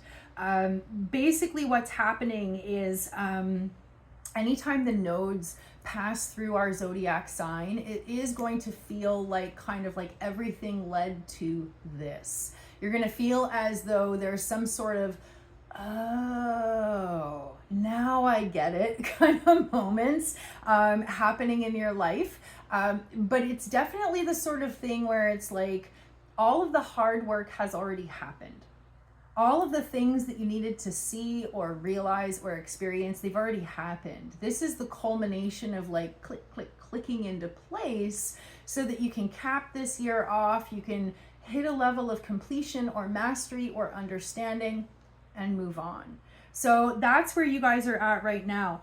Now, 2025 has definitely started off with a bang. The first planetary alignment that we had was an opposition between Mars and Pluto. It's very volatile opposition because it's sort of like two very, very strong-willed planets pulling against each other. It definitely activates that fight or flight response. And for you guys, it's activating the 12th and 6th houses. You may feel as though your work-life balance and your mental health has come to a crescendo or a peak where you know what needs to be done. You know what you need to put into practice. You know what is going to make you a healthy and happy and successful person. But we don't always have that motivation to follow through. Sometimes our emotions kick in and we self-sabotage. Sometimes we're healthy, and then something sets us off and we go and throw our healthy habits out the window, right? It's really important to remember that as a Virgo sun or a Virgo rising, your alignment with perfectionism is going to be far more than the average human being. You're going to be way harder on yourself than you need to be. And you're going to be way more critical of yourself and other people than you need to be. And that's going to be really kicked into high gear. What's interesting is that the focus on Virgo Pisces this year is also going to invite you to let go of some stuff. Let some stuff slide. Don't be so hard on yourself and other people. You know what I mean? And it's going to be an opportunity to get really clear on what are your highest priorities. What are the things that you really do need to make a stink about? And then really kind of cap that at just 1, 2, or 3 things and let the rest go, right? So this activation of Mars and Pluto pulling together your 12th and 6th houses, you know, if you had a chance to rest over the holidays, I hope you did, because you guys are definitely kind of tiptoeing around burnout zone. And you might be really realizing how important it is to just go full stop with your life, fill your cup, recharge your batteries, and then resume. If you did not have a chance to rest, if you're still running on fumes, that energy is going to chase you into this year. So don't self-sabotage by pushing yourself when you're running on empty. You really, really, really have to prioritize your health and your mental health this year, or else things are going to crumble. I'm not kidding. So yeah, Mars opposite Pluto really put that mental health theme into focus for you over the holidays and at the beginning of this year. And then all of a sudden Mars, which is retrograde, moves back into Cancer. So Mars moving back into Cancer is reactivating your 11th house of community and belonging. You may have rushed yourself back to work before you were ready. You may have relinquished rest that you should have had because you felt some sort of an obligation to other people. Whenever it is, it's important to keep coming back to center and keep asking yourself, am I doing this because this is a realistic expectation, or am I doing this because I am projecting what I think is an expectation when in fact it's not even necessarily reality? You may find that throughout the entire year you have to continually reevaluate the expectations that you hold for yourself and other people. But yeah, Venus just moved into Pisces. That is your 7th house. It is going to have a very sweetening effect on your relationships. However, Venus in Pisces does bring about an air of like hopeless romantic, lost in illusions or delusions. It might be wiping away red flags and going, it's fine, assuming the best when you really shouldn't. So please do be aware over the next few months about how realistic you are being when it comes to the behavior, the energy, and the potential of people in your life. Now, the 7th house is our one-on-one connections. It could be a bestie, a roommate, a partner, any of those, but it's those one-on-one connections. It's the people that we are closest to personally and professionally. And it's about the balance that happens within those connections, right? With Venus moving into Pisces, things are becoming foggy. Things are becoming fuzzy and unclear. And if we don't work extra hard to achieve clarity, it's not going to be there. People can be running off of assumptions and not even realize it, right? And so the lack of clarity is going to affect your relationships the most. So it's going to be really important to stay grounded, stay clear, and work extra hard for clear communication within any of those relationships over the next couple of months. The other thing that's happening is January 8th, Mercury moves into Capricorn. Now, right before it does, for the first whole week of January, communication is going to be foggy. Don't agree to anything. Don't buy anything. Don't sign anything, because there's a very, very high risk of being fooled, lied to, or manipulated. And it goes both ways. We could be unclear with our communication without even meaning to, right? So if you can avoid it, if you can help it, don't agree to anything. Don't sign anything. Don't buy anything until at least January 8th. Now, starting January 8th, Mercury, the planet of thinking and communicating, moves into Capricorn, and that is very solid, very certain, very sure. And it's another earth sign, just like you guys. So for the second half of January, your ability to think and communicate, as well as organize, plan for the future, any of those things, you're going to be on the ball. You're going to be 1,000% on your game between January 8th and approximately January 25th. So anything you have to do that involves focus, detail, organization, any of those things, communicating in a very upfront and clear way, between the 8th and the 25th would be the perfect time to do it. Not before the 8th if you can help it. Things are definitely coming together, and basically the biggest theme as we start 2025 for you guys is going to be bringing your ideals into your relationships, taking everything that you've learned about yourself, about your limits, about your hopes and dreams, your expectations, all those things. As we start 2025 for you guys, it's going to be about putting that into practice. And if you discover that your relationships aren't healthy or aren't up to the task, then it is going to be in your highest good to either evolve in a different direction or pursue other options. Basically, the sky is the limit, and you guys have been self-isolating for a very long time. You guys have been recharging your batteries and doing a heap of a lot of inner work, right? And what's opening up for you guys over this year and the years to come, especially with the eclipses happening this year in your sign, is that it's completion time. You have finished hibernating. You have finished doing that inner work. I mean, there's always room for inner work, right? But whatever chapter you've been going through, this is the year that it wraps up. This is the year that you're able to tie it up neatly with a bow and say, I got it. I get it now. And of course, everything that we finish leads to the beginning of a new thing, right? But that's a story for another day. In order for you to get the most out of this year, put that shit into practice. You know what you need to do. You know what you need in your life. You know what you don't need in your life. So stop fooling yourself and stop fooling other people, right? Cut the shit and get to the point, kind of thing. And yeah, as soon as you lock in, as soon as you put those things into place and integrate everything that you've learned and realized, full steam ahead. It's going to be an epic year for you guys. So I hope you enjoyed your horoscopes. I hope that resonated and was helpful for you. Like I was saying before, if you aren't a subscriber already, definitely hit that subscribe button wherever it is down below, because I am going to have a lot of really good videos coming out soon, including one that focuses on 2025 and what to expect in the year ahead. It's going to be really good. And yeah, if you feel inspired and you're able to, I also have a little bit of a tip jar down below. It's linked in the description box. Tips are never expected, but they are always appreciated because this is a labor of love. Yeah, I hope you enjoyed your horoscopes. Thank you so much for being here. And I will see you next time. Good luck. Mwah. Bye.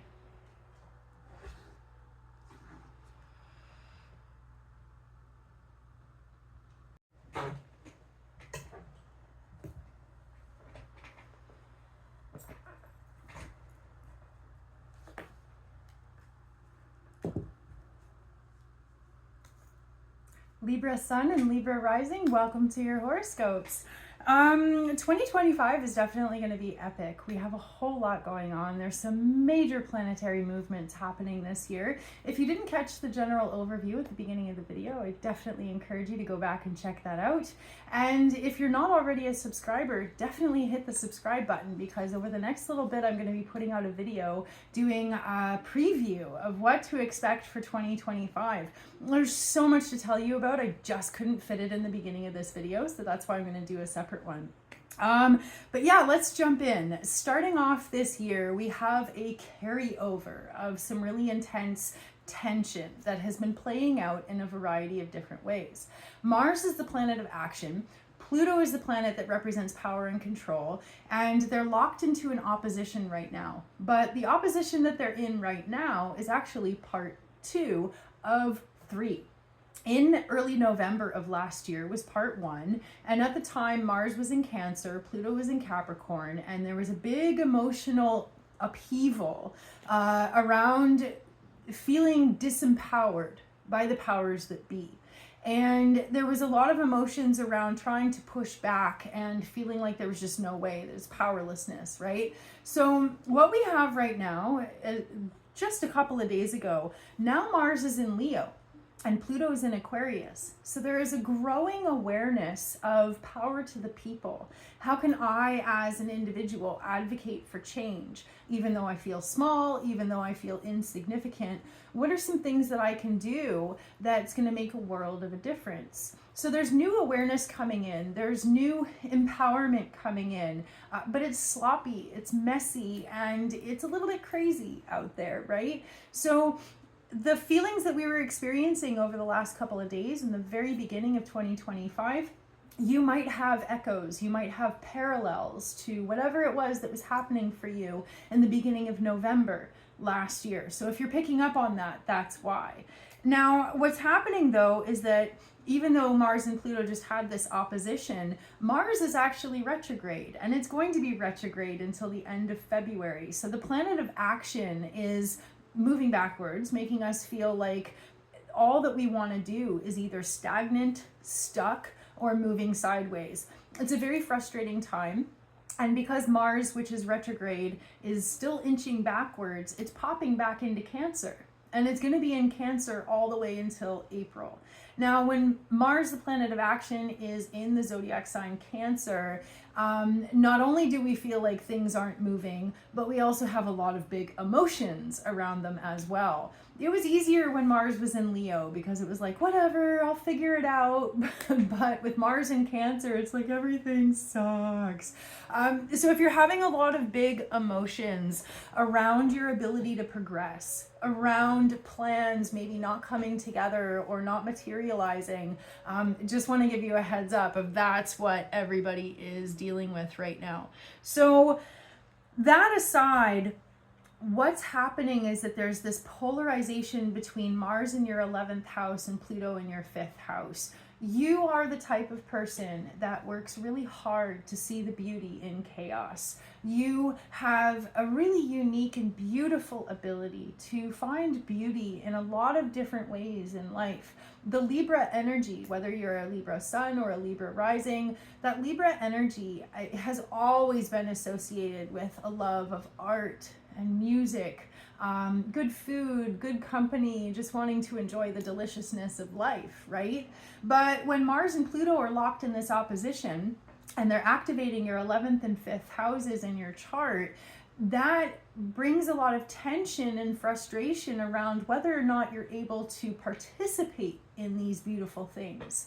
You may be struggling with themes of lack. You may be struggling with fear or insecurity, that you are never going to have these things, or you're unworthy, or life is too hard. And so it's going to be really important for your sign in particular to continually remind yourself that beauty is something that we can experience for free. And even though money definitely makes life a lot more fun and a lot more comfortable, in times of scarcity, in times of not quite having what we want or really struggling to make ends meet wherever you are, it is always possible to create joy. It is always possible to find beauty. It is always possible to cultivate some sort of meaningful or transcendental experience for free. So like I said, money's fun, but you guys are definitely going through an experience where you're having to work really hard to stay positive, You're having to work really hard to adjust your expectations and modify your level of enjoyment based on the resources that you have available to you. It's really important not to live beyond your means. A lot of the times you'd be like, whatever, you know, I'll just put it on a credit card if that's something that you have, you know what I mean? But that means that tomorrow you or next year you is going to be right pissed off that they have to deal with it, right? So don't set yourself up for failure by living too much today. It really is about kind of talking yourself down from the emotional reactions you have in regards to themes of lack or scarcity. I hope that makes sense, right? We are all having to deal with very challenging situations, right? And it's very easy to say, you know, my situation's harder or my experience is more heartbreaking. And on some level it could be true, but comparing your heartbreak or comparing your struggles to somebody else's is like comparing boats and apples. Not even apples and oranges, right? Like not even close. So try as much as you can to avoid comparing yourself to others, whether you're comparing your struggles or whether you're comparing your triumphs, right? Either way, comparison is the thief of joy, and it has a way of distracting our ego to an extent that it just becomes so profoundly unhelpful, right? Now, Mars retrograde moving back into Cancer does activate your 10th house. And so I'm not going to lie, there is a huge focus on finances for you guys. There's a huge focus on feeling like, especially your career goals, either being stagnated or stuck or completely derailed. For some of you, it could be that your career is going great, but your goal to buy a house or your goal, you know, to retire or set yourself up for success, maybe that's the part that feels stagnated or stuck, right? Either way, if you have exhausted all of your options and you are clearly powerless to change a situation, you are literally faced with, what am I trying to say? There is literally no other option than to make peace with reality as it is right now, and bide your time until the circumstances and the conditions change, right? If we're on a sailboat and there's literally no wind, there is literally nothing you can do. All we can do is wait for the wind to return, right? And maybe play some music in the meantime. So yeah, as much as you can, one day at a time, 1 minute at a time. Don't get too far ahead of yourself and don't drive yourself crazy comparing yourself to other people. Those are the biggest things for you guys. Now, Venus just moved into Pisces, and for you guys, that is bringing sweetness and manifestation energy into your 6th house. And so even though it may feel on a lot of levels like your big goals, your big dreams, whether it be a raise or a promotion or a major purchase or something like that, it might feel like those things are stagnated or stuck. If you take a step back, if you look at your immediate environment, if you look at your day-to-day potential, that's where Venus is like making it rain. So if you're able to take a step back and really be present in the here and now, you might find opportunities to make money or gain stability or access more resources and more opportunities in your immediate environment, especially if you're able to simplify your approach, get to the core of what it is that you're hoping for, and stay curious. Stay curious, look at what life is offering you. You know, sometimes the universe is like, sorry, I can't hook you up with the house right now. But look, here's a side gig, or, you know, here's an opportunity to find $100 on the sidewalk or something like that. And that's what I'm picking up on for you guys. Big stuff might be hard right now, but the little things are actually coming through and improving. So work with what you've got, right? And like I said, please don't make yourself miserable by comparing yourself to other people. Not a good time for that. The energy of the first week of January is very foggy, hazy, and confusing. And as a result, emotions are going to make things extra cloudy. For that reason, do not make any major purchases. Do not make any major decisions. Don't sign any contracts, anything like that. It's way too fuzzy, way too unclear. But starting January 8th, Mercury moves into Capricorn, and it's like crystal clear. That's a good time to sign an agreement, because you will read the fine print and you will understand what you're getting into, right? So just putting that out there. The other thing that's happening is that on January 13th, we have a full moon in Cancer. For you guys, it is an opportunity to really put some heartfelt energy into those long-term manifestations. You might have to reconcile or adjust the time period in which you were hoping to pull some of those goals through, but you can reinforce your intentions, you can reinforce that energy, you can get really clear about what it is that you want, and maybe even work to simplify your approach. Like I said, not all is lost, it is happening, but it's just kind of being postponed and pushed back a little bit. But nonetheless, if you look at your immediate environment, there are a lot of awesome things coming through. So don't be sad about the big stuff, because the little stuff is just absolutely rocking for you guys right now. And yeah, moving into the middle of the month, there's really positive potential for change. There's really positive potential if we're willing to stay humble, simplify our approach, and work with what we've got. Yeah, it's just about adjusting our sails, you know what I mean, and waiting for the wind to pick up. But in the meantime, we can knock some stuff off our to-do list, right? In the meantime, we can rest, we can recharge, and yeah, as much as you can simplify to the core of what it is that you want, and stay patient, stay curious. Those are going to be the keys to success. Yeah, so that's what I've got for you guys. I hope you enjoyed your horoscopes. Thank you so much for being here. If you didn't catch the general overview in the beginning, I would strongly encourage you check that out. There's a lot of good stuff in there. And if you're not a subscriber already, definitely hit that subscribe button, because I'm going to have some really good videos coming out soon, especially one that's going to give a preview of 2025 and tell you about all the things to expect. Also, down in the description box, I have a link to a tip jar. Now, tips are never expected, but they are always appreciated. This is a labor of love. So if you feel inspired and able to donate, please know that it is always very gratefully accepted.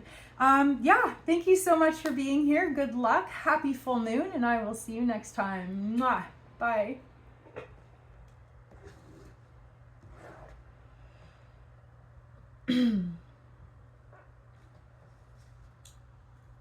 Scorpio Sun and Scorpio Rising, welcome to your horoscopes. There's definitely a lot going on. We have a full moon coming up in about a week and a half, and the energy right now is actually pretty volatile. And for you guys, you might feel sucked into the volatility. I'll tell you why. Last year in early November, we had a Mars-Pluto opposition, and it was very tense at the time. It was very emotionally challenging. Now, because Mars is retrograde, it's kind of dancing with Pluto, and it just had another opposition with Pluto just a couple of days ago. Here's why that's important for you guys. Before Pluto was discovered, Mars was your planetary ruler. As a Scorpio rising or Scorpio sun, Mars has always been linked to your zodiac sign. Now with modern astrology, or astronomy, they discovered Pluto, and so Pluto became the planetary ruler for Scorpios. Either way, whether you're looking at traditional or modern astrology, Pluto and Mars will always be especially significant to your zodiac sign. Now, because the two of them are kind of duking it out right now in this polarized power struggle, you may feel as though you are being pulled in multiple directions. Now, Mars is in your 10th house. What that means is that the action that you personally want to take is like full steam ahead. You either want to manifest some sort of a big goal, maybe you're working towards a big purchase, maybe you're trying to strengthen your career and really reinforce that career pathway that you've been working so hard at.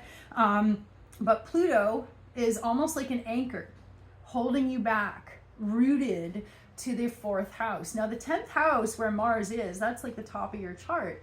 And then the 4th house where Pluto is, that's the bottom of your chart. So it's kind of like you trying to take off and Pluto being like, get back here. Hang on a quick minute. So what this dynamic is doing to you guys is it's a push and pull between your career goals and your need for rejuvenation. It's your home life versus your career life. It is the understanding that you cannot truly thrive in life if your basic needs are not being met.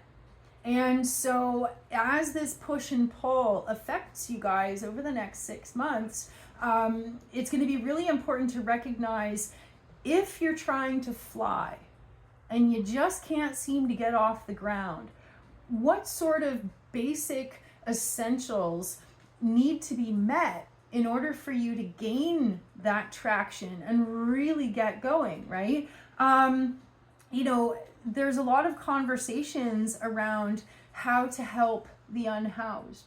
And one thing that, you know, people who haven't been through scarcity don't understand is that if you are a person who is unhoused and you're trying to find a job, where are you going to keep your work clothes?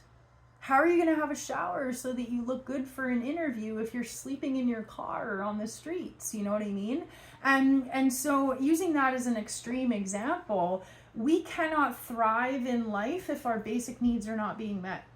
So if you're trying to push yourself to excel in a career, to live your best life, to channel your dreams, to expand on your talents and all those things, if you're trying to do those things, but you're not getting a good sleep, you're not eating well, maybe you don't feel safe, maybe you don't have a safe place to sleep at night, you know what I mean? If you don't have those roots, those dreams are never going to happen. And so this push-pull that's happening for the collective is affecting you guys very specifically on that work-life axis. And so it's very frustrating. Anytime Mars is retrograde, it definitely feels like we are all stuck in the mud. But for you guys specifically, the more that you can pay attention to the foundation that you have from which you're trying to expand your life, the foundation from which you're trying to grow and thrive, the more you can pay attention to that, the more you're going to get through this period of frustrating time as smoothly and as gracefully as possible. So that's the biggest thing that's happening for you guys. Now, because Mars is retrograde, it is going to pop out of your 10th house into your 9th house, and it's going to be there until April. And so one of the biggest things that you might have to retrace your steps on is what's happening in your headspace, right? How do you imagine your possibilities? How do you potentially stop yourself before you get out the door because you say, oh, it's not possible. Oh, they wouldn't like me. Oh, I could never do that. You know what I mean? Our belief systems either open doors or close them. And so that's one of the biggest things that might be coming up for you is how are my belief systems either unlocking opportunities or keeping me stuck? And so anytime you have an opportunity to pause and reflect, definitely think about that. Think about how you are kind of pre-creating your life by imagining or thinking or believing or not believing. So as we move into 2025 is going to be a doozy. There's definitely a lot going on. And as we work through 2025, a lot of what we're collectively and personally experiencing is a sense that we kind of need to throw the rule book out the window and rewrite the script. So whatever you need to do along those lines, give yourself the freedom, the permission, and the validation to do so. There is no sense in aligning with old rules, old processes, or old ways of living your life if they no longer prove to be effective, healthy, or sustainable, right? So feel free, right, to shake that Etch-a-Sketch and start fresh any day. The first week of January is definitely foggy, unclear. Mercury is locked in a square with Neptune. So in the first week of January, if you can avoid it, don't sign anything, don't agree to anything, don't make any promises, and definitely don't buy anything, nothing big, because your ability to see clearly is going to be greatly inhibited. You are not going to read the fine print. You're not going to fully understand what you're getting into. And vice versa. We are not going to be good at communicating with other people as well. First week is kind of a write-off. But by the time we get to January 8th, Mercury, the messenger, moves into Capricorn, and it's going to be crystal clear.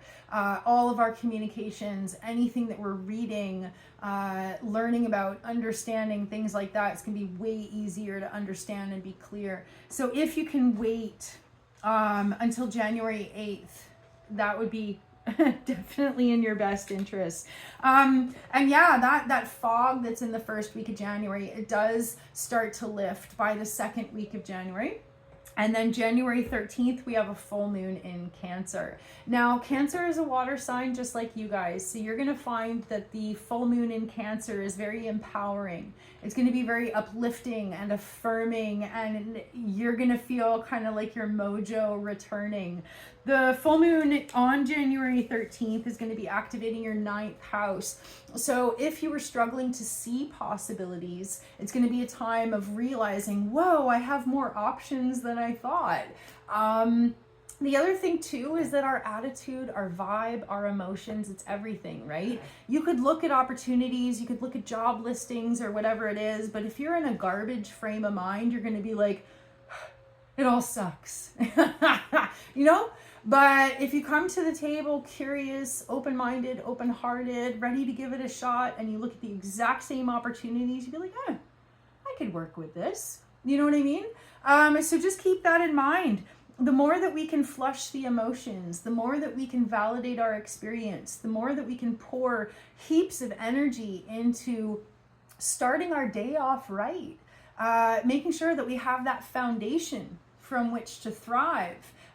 It is priceless. It affects everything that we do and everything that we're trying to manifest. So definitely take that time. Be a healthy level of selfish. Fill your cup before pouring out to anybody else. You know what I mean? Yeah. So that's what I've got for you guys. I really hope that those resonated and were helpful.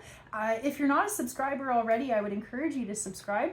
I'm going to have some really good videos coming out shortly, including a preview of 2025. I'm going to get into detail about all the planetary ingresses over the next 12 months so that you can prepare yourself.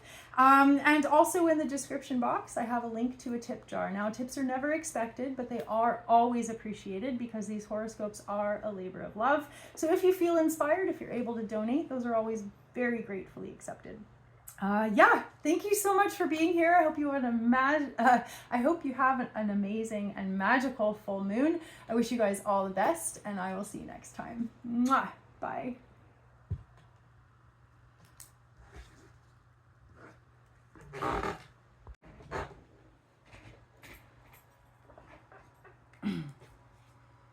Sagittarius Sun and Sagittarius Rising, welcome to your horoscopes. If you didn't catch the overview in the beginning of the video, I would definitely recommend you go check it out. I gave a sneak peek of what's happening in 2025, but there was way more to talk about than I had time for. So if you're not a subscriber, I would definitely encourage you to hit that subscribe button, because in the next little bit, I'm going to be putting out a video that gives the full scoop of what to expect in 2025. And let me tell you, it is going to be epic. We have so many major changes happening. But one of the biggest themes is just kind of taking the rule book and throwing it out the window. We are definitely discovering that personally, collectively, globally, and everything in between, that the old rules, the old ways of doing things definitely no longer apply. And you may be finding that on your own individual level as well. Last year, as we were closing out the year in early November, Mars, the planet of action, formed an opposition to Pluto, the planet of power and control. And at the time, it was a very powerless kind of feeling. There was a lot of emotions around feeling powerless to change things, especially when it comes to the system, the machine, the way things have always been, right? But this year we have so many major changes that are all aligning with a fresh start for everyone. Like I said, rules go out the window, right? Now, in the first couple of days of this year, just a couple of days ago, Mars formed an opposition to Pluto again. But this time it was in the zodiac signs Leo and Aquarius. And so there's a new new awareness, a new realization coming through about how we really can empower ourselves. Sometimes it's more along the lines of a mosquito being in a room. It's not that we're making great change, but we're definitely affecting some change. So as an individual, as a collective, it is all about making heart-centered changes and applying what we've learned in new ways to affect the greatest amount of change. Now, the Mars-Pluto opposition that happened just a couple of days ago affected you guys in the context of what you believe and what you talk about. Mars, while it's moving through Leo, is activating your 9th house of belief systems, but also possibilities. Now, Pluto is in your 3rd house now that it's in Aquarius, and your 3rd house is like your VIP people. It's your inner circle, it's the conversations you have, it's the connections that you make. And so there's a big theme as we've been starting this year that you are starting to see yourself in a different way. Either you have a new professional opportunity or a new personal opportunity to see yourself through the eyes of others. But everything that you're doing, everything you're talking about, and everything that you are subsequently learning is really expanding your world and expanding your possibilities. An interesting dynamic that happens is that sometimes we don't even realize how tired we are of the same old until we have an opportunity to try something new, whether it be new friends or a new job or, you know, new social connections, whatever it is. All of a sudden we're like, oh my God, it feels so nice to be fresh. It feels so nice to have these different conversations or different things to do or whatever it is. And in that moment, you realize you can never go back to the way things were. And so if you, my friend, find yourself straddling that line between the old and the new, if you want so desperately to throw yourself in a new direction, but in a lot of ways you still feel stuck in the old, then that, I just want to validate for you, that's what's happening for your zodiac sign as we start the year. But trust that change is inevitable. And when we are emotionally involved, when we're motivated, when we're empowered, change is definitely inevitable. Sometimes we become impatient with either how slowly change is happening or how we feel like we have to wait for other people to catch up or wait for things to come together. So you might be dealing with some of that frustration, some of that irritability, some of that impatience right now. But it will pass. Now, one of the frustrating things is the more you have opportunities to grow and learn and expand, that frustration that I was talking about, yeah. So Mars is retrograde and it had been activating your 9th house where you're like, new possibilities, new opportunities, you're feeling awesome, right? Mars retrograde popped back into Cancer. And so Mars is going to be in Cancer actually until April. And this is where we see that frustration between your old life and your new life really driving you crazy, because you're going to feel like you have a foot in two worlds. You're going to feel like half of your life is awesome and expanding, and half of your life is driving you crazy because you're over it. And we see that illustrated because Mars in Cancer is now activating your 8th house.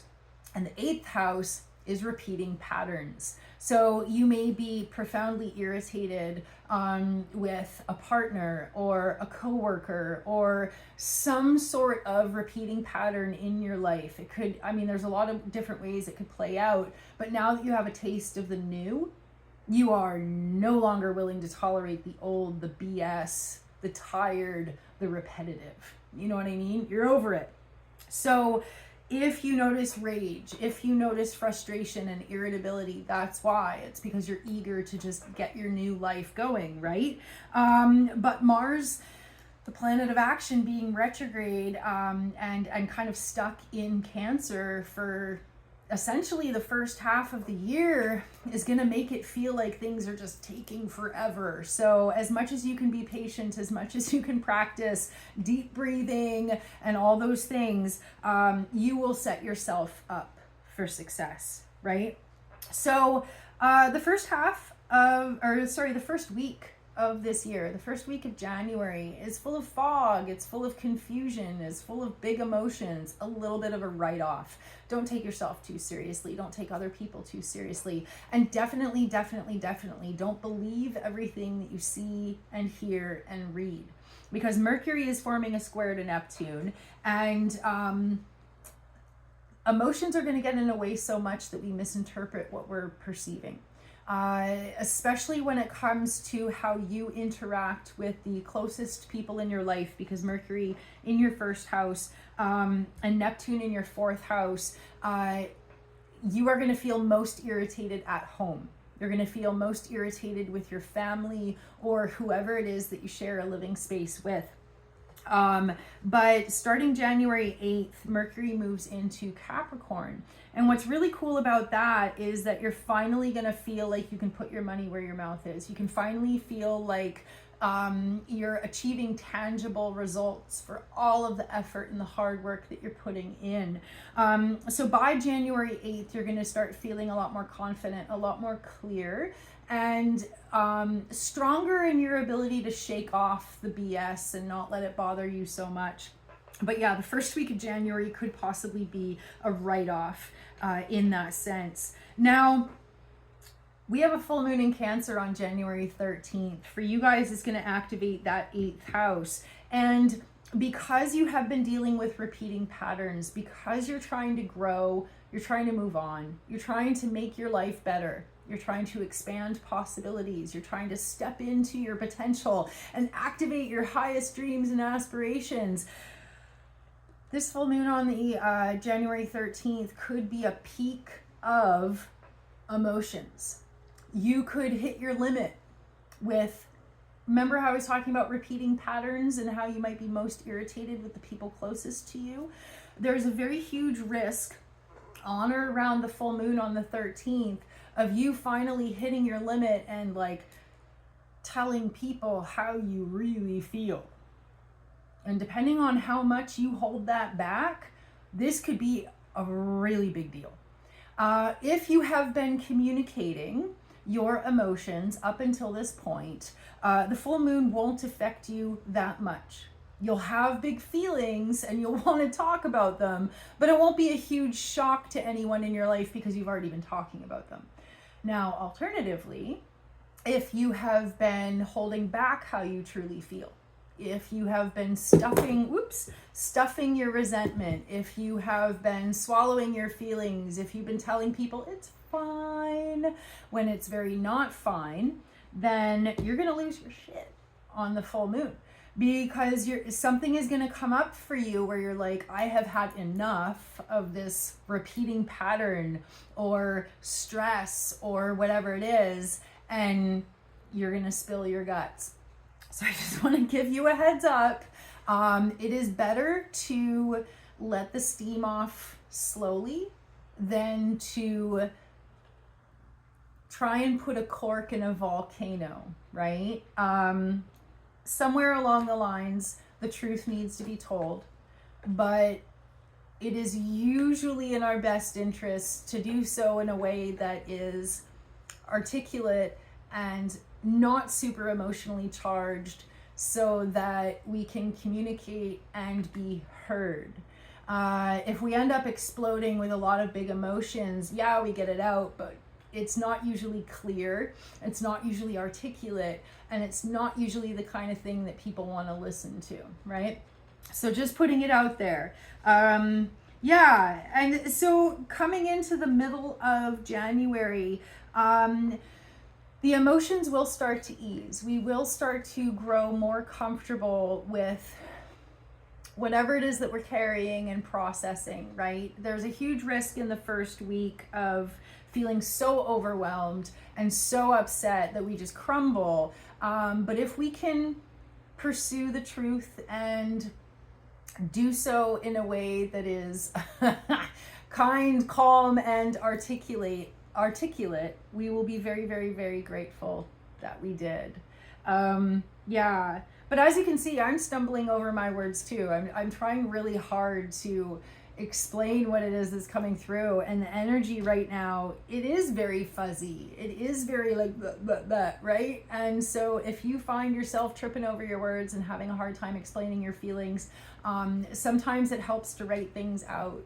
And I do that if I have to set up for what is going to be a tricky conversation. I'll write out my talking points, because I know myself. I know in the moment I'm going to be overwhelmed and I'm going to lose my cool, or I'm going to lose my composure, or I'm going to forget what I wanted to say, right? So even in a personal conversation, right? If you know it's going to be full of emotions, if you know it's going to be hard, write something down first.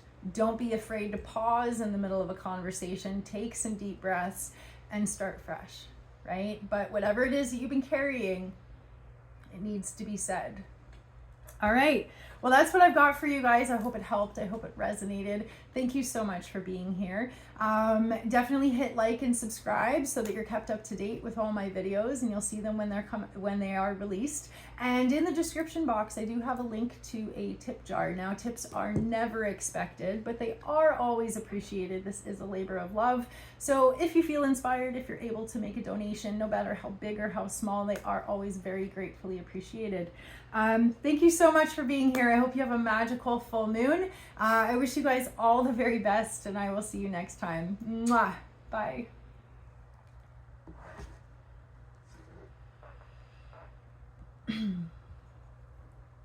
Capricorn Sun and Capricorn Rising, welcome to your horoscopes. There's definitely a lot going on. 2025 is going to be a doozy. If you didn't catch the general overview in the beginning, I would strongly recommend that you check it out, because I do have some really good information in there.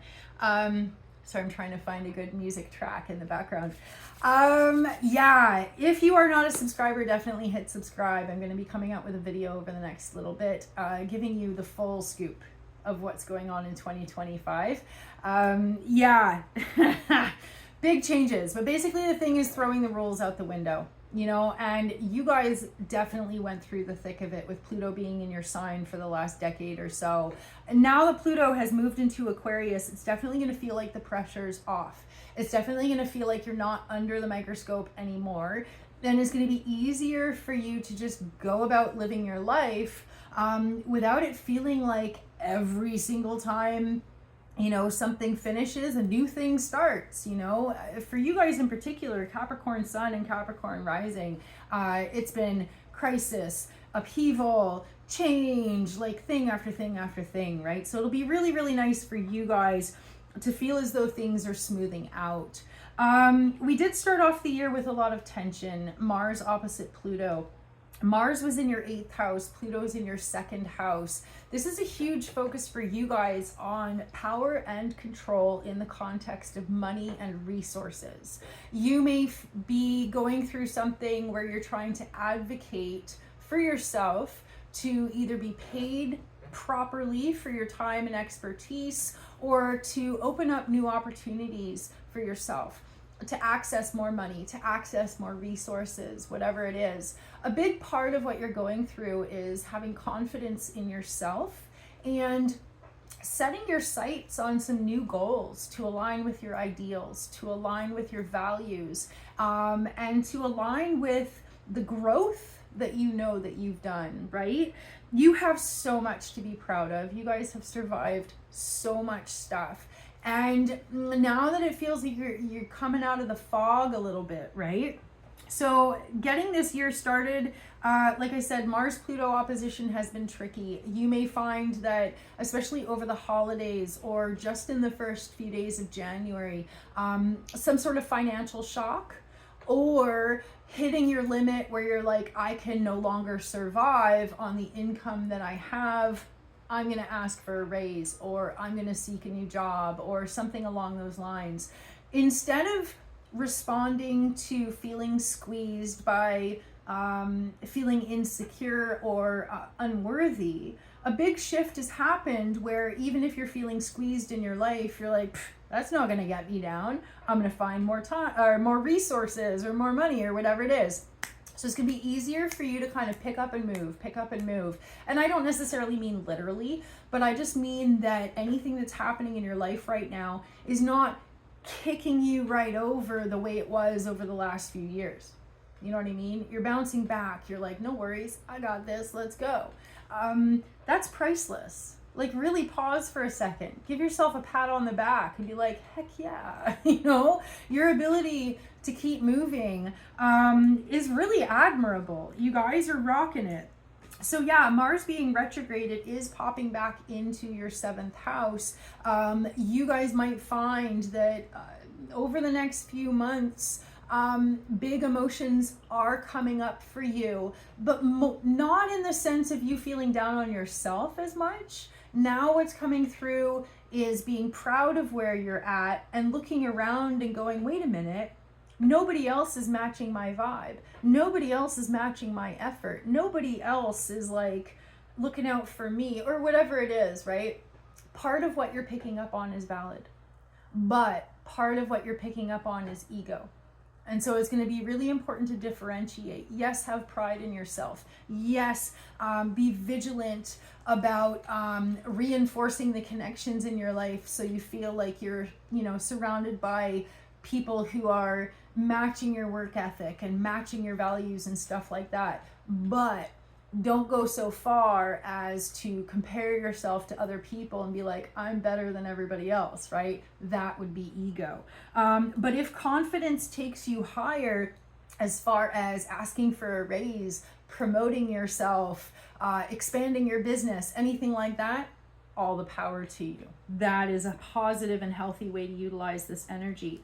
But yeah, the first week of January, the first week of this year is very foggy, very emotional, very tricky. Definitely, if you can, avoid any major decisions, any major conversations until January 8th. Don't sign anything, don't buy anything, don't agree to anything, because things are going to be foggy and fuzzy and unclear. But starting January 8th, Mercury the messenger moves into your sign. You guys are going to be like profoundly focused. You're going to be on the ball. You're going to be rocking it. You're going to be at the top of your game. So if you were planning, if you were looking to plan a good time to interview for a new job or make some sort of major change or ask for a raise or a promotion, doing so January 8th or shortly after would definitely be in your best interest, because you are going to come off as clear, concise, totally sorted. You're going to come off as professional, someone who like knows their shit, you know. You're going to look really, really, really good in the eyes of others. January 8th to approximately January 25th. That would be the ideal. Then what happens, we have a full moon in Cancer on January 13th. So full moon in Cancer is going to activate your 7th house. It is going to feel as though you're finally grounded, you're finally calm, but you're going to look around and be like, man, what's gotten into everybody else? When the moon is in your 7th house, it is going to feel as though you have to work extra hard to match other people's emotions. You're going to perceive other people as being extra emotional, extra maybe even wishy-washy or unclear, things like that. So you're going to feel super clear yourself, but you're going to be like, man, what has gotten into other people? Be careful again in that situation, because part of it is valid and part of it is ego. Any day of the week, the tables could be turned, right? And then the other part of it is having patience and giving people a little bit of grace, because this full moon is an opportunity for you to recognize the emotional experiences in other people. It's so easy when we are struggling to feel like our burden is heavier than anybody else's. So once you have a minute to take a breath, once you have a minute of being like, okay, I'm good. If you look around and you see other people struggling, try to hold back from judging them or seeing them as being unreasonable, because everybody's going through the thick of it right now, right? And like I said, any day of the week, the tables could be turned. So it is going to be a very emotional full moon. Definitely prepare for that, but don't get sucked in. And within a day or two, the energy will pass. So yeah, that's what I've got for you guys. I hope that your horoscopes resonated. I hope you found them to be helpful. Like I said, I'm going to have a 2025, God, I can't believe it's 2025, year ahead video coming out very soon. So make sure to subscribe so you see it when it comes out. Also down in the description box, I do have a link to a tip jar. These horoscopes are a labor of love. Tips are never expected, but they are always appreciated if you're able and inspired to donate. So thank you so much for being here. I hope you have a magical full moon, and I will see you guys next time. Mwah! Bye.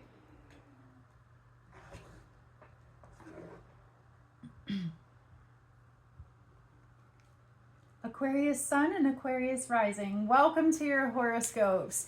There's definitely a lot going on, and with Pluto having just locked into your sign, you guys might be feeling really overwhelmed right now. Pluto will be moving through your sign for the next decade. It is going to be a thing, but it's like any journey. You know, the first couple of steps, we feel a little bit wonky. We feel a little bit unsure, unclear, kind of getting a rhythm. And this year might feel like that for you guys. It might take you a little bit to settle into a new rhythm. But everything that's going to come up for you guys is going to lead to empowerment. The trick is being able to get past the shadow or the emotion first. So, yeah. Quite likely to be a little bit of a interesting year for you guys, but it's going to be an interesting year for everybody. I don't know if you saw the general overview I did in the beginning. If you didn't see it, you should definitely go check it out. I gave a sneak peek of what to expect in 2025. There's so much going on. If you're not a subscriber already, definitely hit subscribe, because I am going to be coming out with a more in-depth look at what to expect this year very soon. So you're definitely going to want to see that when that comes out. We are starting off the year with a Mars-Pluto opposition. There is an energy of volatility.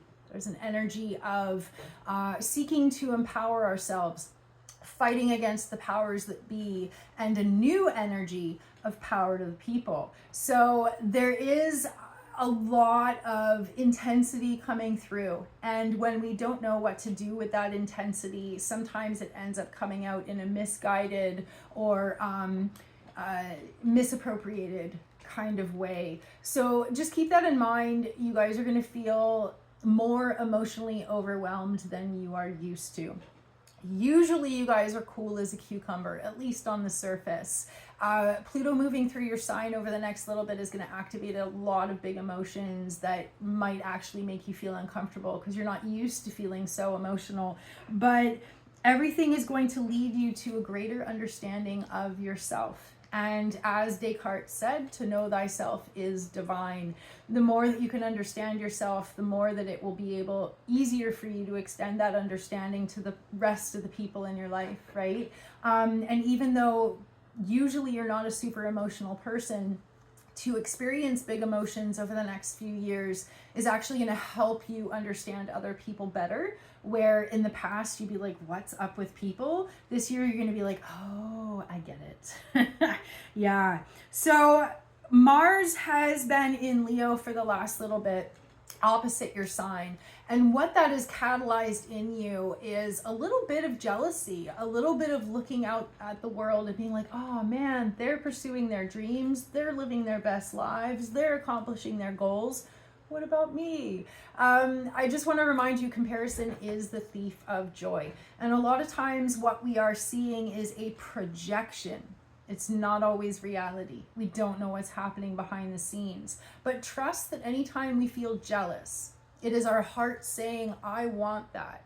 And the best thing we can possibly do is find an honorable and respectful way to achieve that. Not by taking it from somebody else, not by being jealous of what other people have, but allowing that information, that emotional inner information, to inspire us to seek greatness in all that we do, to pursue our goals wholeheartedly. You know what I mean?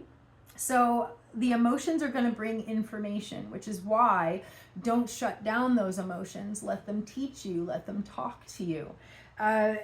Besides that, though, Mars being retrograde means that it's popping back into Cancer. So moving away from that whole like thinking other people have it together, there's going to be a big shift where Mars moving through Cancer until April is going to help you take that emotional information, and instead of feeling jealous or whatever of other people, you're going to be like, okay, I'm going to pursue what makes me happy. I'm going to follow these goals. I'm going to let myself be inspired. So that's the best way to use this energetic potential right now, is to let yourself be inspired. Now, Venus just moved into Pisces, which is actually really good for you guys because it's activating your second house of money. So it's going to be far easier for you to manifest money, manifest things, access resources, or anything like that. Abundance is definitely yours for the taking over the next couple of months. So stay curious, stay open to new possibilities and opportunities. Part of your pathway might be adjusting to take advantage of those opportunities. You know, for example, as a business owner or somebody who's self-employed, you might start out with an original vision of what you want to do, but if your client base changes, if the financial landscape changes and things like that, we have to make adjustments. You know, there's that old phrase, to go where the fish are, right? There's no sense in trying to fish in a spot where there's no fish. If the situation changes, you have to change your approach. Sometimes we don't want to, right? But the more that you can recognize the quality of time, the more that you can stay curious and stay open and see, the opportunities are always there. It's just that sometimes we need to adjust our sails, right? But the first week of January is definitely kind of feeling like a write-off. Big emotions, emotional volatility, and a whole lot of fog and confusion. Mercury's forming a square to Neptune. Everything is foggy. Everything is unclear. And our ability to understand what we're seeing, what we're reading, what we're hearing is really, really muddied right now. The reason I want to bring that up is that if, for any chance, any of you guys are looking to make a major purchase, if you have a major contract you have to sign, an agreement, a promise you're about to make, please don't do it until at least January 8th. Because starting January 8th, Mercury the messenger moves into Capricorn. That's when everything becomes clear, especially when it comes to money and paperwork. So if you can avoid any major decisions or commitments in the first week of January, wait until January 8th. Once we get past that, starting January 8th, we start to really settle into this new rhythm that's happening. And then January 13th, we have a full moon in Cancer.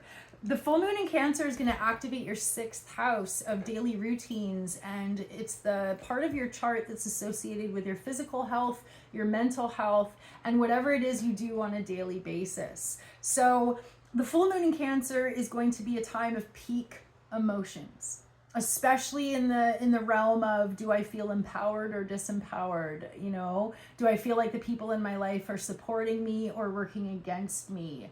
But the full moon in Cancer activating your 6th house is going to help you take all of that information, all of those emotions and stuff, and be like, okay, now that I see clearly, now that I understand clearly, what can I do about it? How can I make small changes and implement them in a way that over time I get where I want to go? So like I said, you might be adjusting your sails, you might be dealing with some really big emotions, but everything that you're going through is bringing you closer to your truth and closer to your authentic self.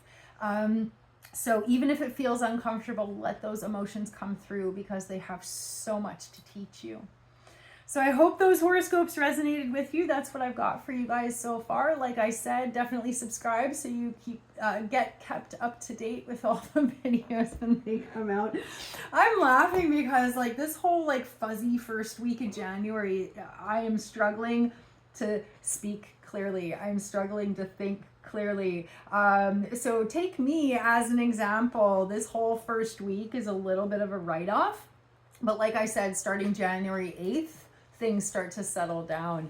Down in the description box, I do have a little tip jar. If you feel inspired and you're able to donate, donations are never expected, but they are always appreciated. These horoscopes are a labor of love. So if you're able to donate, thank you so very much. I hope you guys have an amazing and magical full moon. Thank you so much for being here, and I will see you next time. Mwah. Bye.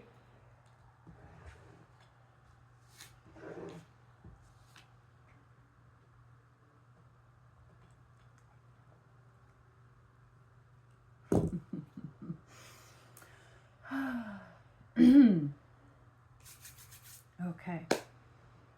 Last but not least, Pisces. Pisces sun and Pisces rising. Welcome to your horoscopes. Thank you for being here.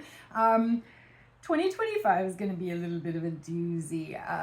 If you did not catch the general overview in the beginning of the video, I definitely encourage you to check that out. Also, make sure to hit subscribe because I'm going to be coming out with a preview. This was just a taste of 2025, but coming up very soon, I'm going to do a full-length video where I talk about what to expect in 2025. So definitely subscribe so they get to see it when it comes out.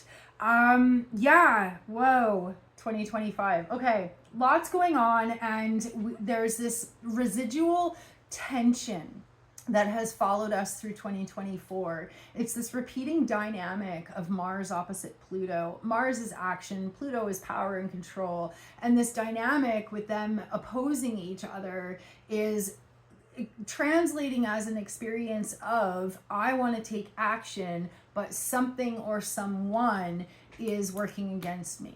So everybody's experiencing this in a slightly different way. It's happening personally, it's happening professionally, it's happening globally and collectively, right? Last year, there was a lot of emotions around feeling powerless. As soon as we started this year, there's a new awareness of power to the people. You know, even if we can't make huge changes, we can do little things that work out to big changes. So it is about readjusting our approach. It is about picking ourselves up when we feel emotionally overwhelmed and finding a way to carry on. And that's going to look different for everyone, right? So Mars, just a couple of days ago, when Mars formed in opposition to Pluto, is activating your 6th and 12th houses, really reinforcing something that you guys have been on about for a long time, which is the importance of mental and physical health. You guys have been able to take a step back and, you know, reclaim your time, reclaim your energy, and reclaim your health as a result. And sometimes we do so because we're forced to. Sometimes we hit burnout and we have no choice but to focus on our health. Sometimes we're able to catch those things before they become a crisis, but no matter how you came to the realization, one thing is clear: nothing in life happens if we don't have the energy to follow through on it, right? And so everything that you have learned and experienced over the last little bit when it comes to how important your health is, but also how important it is to you to have just time to yourself to recharge. These are really important things for you to just lock into and implement. Not only in the months to come, but in the years to come, right? These are life lessons. So this opposition of Mars and Pluto just a couple of days ago either affirmed that or reinforced that for you. If you're already on a good trajectory, you're making healthy choices, then it would have been an affirmation. Yes, I'm doing the right thing. If you have been ignoring your mental or physical health, then a couple of days ago, it would have been brought to your attention how important your mental and physical health is, right? These are things that we have to really take seriously, right? So, but Mars is retrograde. And even though Mars in Leo had been activating your 6th house of health and daily routines, now it's back into Cancer. Now it's back into your 5th house of being playful and wanting to have fun and not necessarily wanting to, not necessarily wanting to stick to healthy choices or healthy habits. So you may find that as far as your ability to make those healthy choices and stick with those healthy habits, you might find that you're slipping back. You might find that your desire to have fun and break the rules and enjoy the holidays and things like that, it might be making it harder for you, right? But every step of the way, you know, we cannot expect perfection. It's really important to align with progress. And as long as we're doing better now than we were a few days ago or a few months ago, that's great. It's about maintaining a relative trajectory, even if it looks like this and this and this, right? As long as you're roughly going in a positive direction, that's great. Progress, not perfection. But the first week of January is definitely a write-off because there's fog, there's confusion, there's big emotions, there's power struggles. It's just really, really, really tricky energy this first week. And it's definitely compounded because Mercury, the messenger, is forming a square with Neptune. Neptune is rose-colored glasses. Neptune is a fog machine at a concert. You know what I mean? Like, and when Neptune and Mercury are squaring off, it is a sense that I want to be clear. I think I'm being clear, and people totally misunderstand me. If you feel misunderstood, try not to take it personally. If you don't understand what somebody else is saying or conveying, ask for clarity, and don't feel silly about asking for clarity. It's always worth the time. With Mercury in your 10th house and Neptune in your first house, it's actually you in this particular dynamic. Now, every zodiac sign is experiencing the Mercury-Neptune square differently. Because Mercury is in your 10th house and Neptune's in your first house, odds are you might be the one who's not being clear. You think you're being clear. Mercury in your 10th house, you're like, I think I'm being 1,000% clear. But for whatever reason, I just want you to know the odds are against you as far as people understanding you.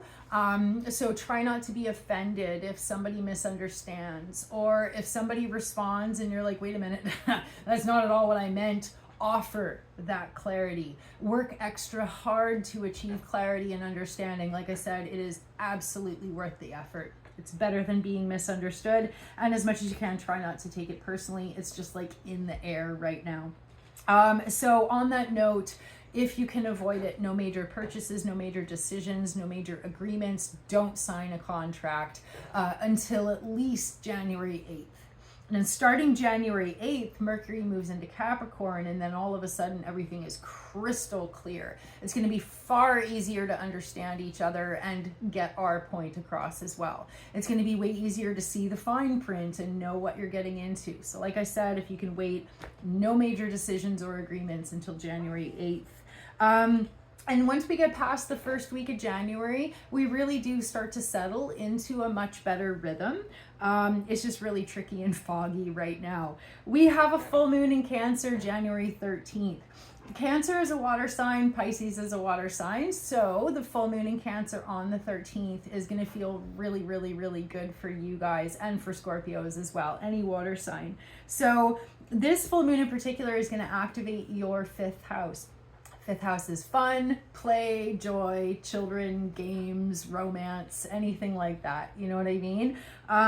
It is going to be a full moon that is full of really deep feelings. That is the Cancerian energy. But because these big, deep feelings are going to be activating a part of your chart that is associated with joy and pleasure, it should be a really positive experience for you guys. Most other zodiac signs are going to be struggling, but you guys should have a great full moon, right? And then, yeah, moving into the rest of January, it is going to be easier to implement change. It's going to be easier to follow through on all of those healthy things that we know we need to be doing, right? But again, it's progress, it's not perfection. Don't beat yourself up for making the occasional mistake. And don't set yourself up for failure by having these huge, lofty goals like New Year's resolutions and stuff like that. Like, easy does it, right? What do they say? Every person that died on the top of Mount Everest was a highly motivated person. So chill out, right?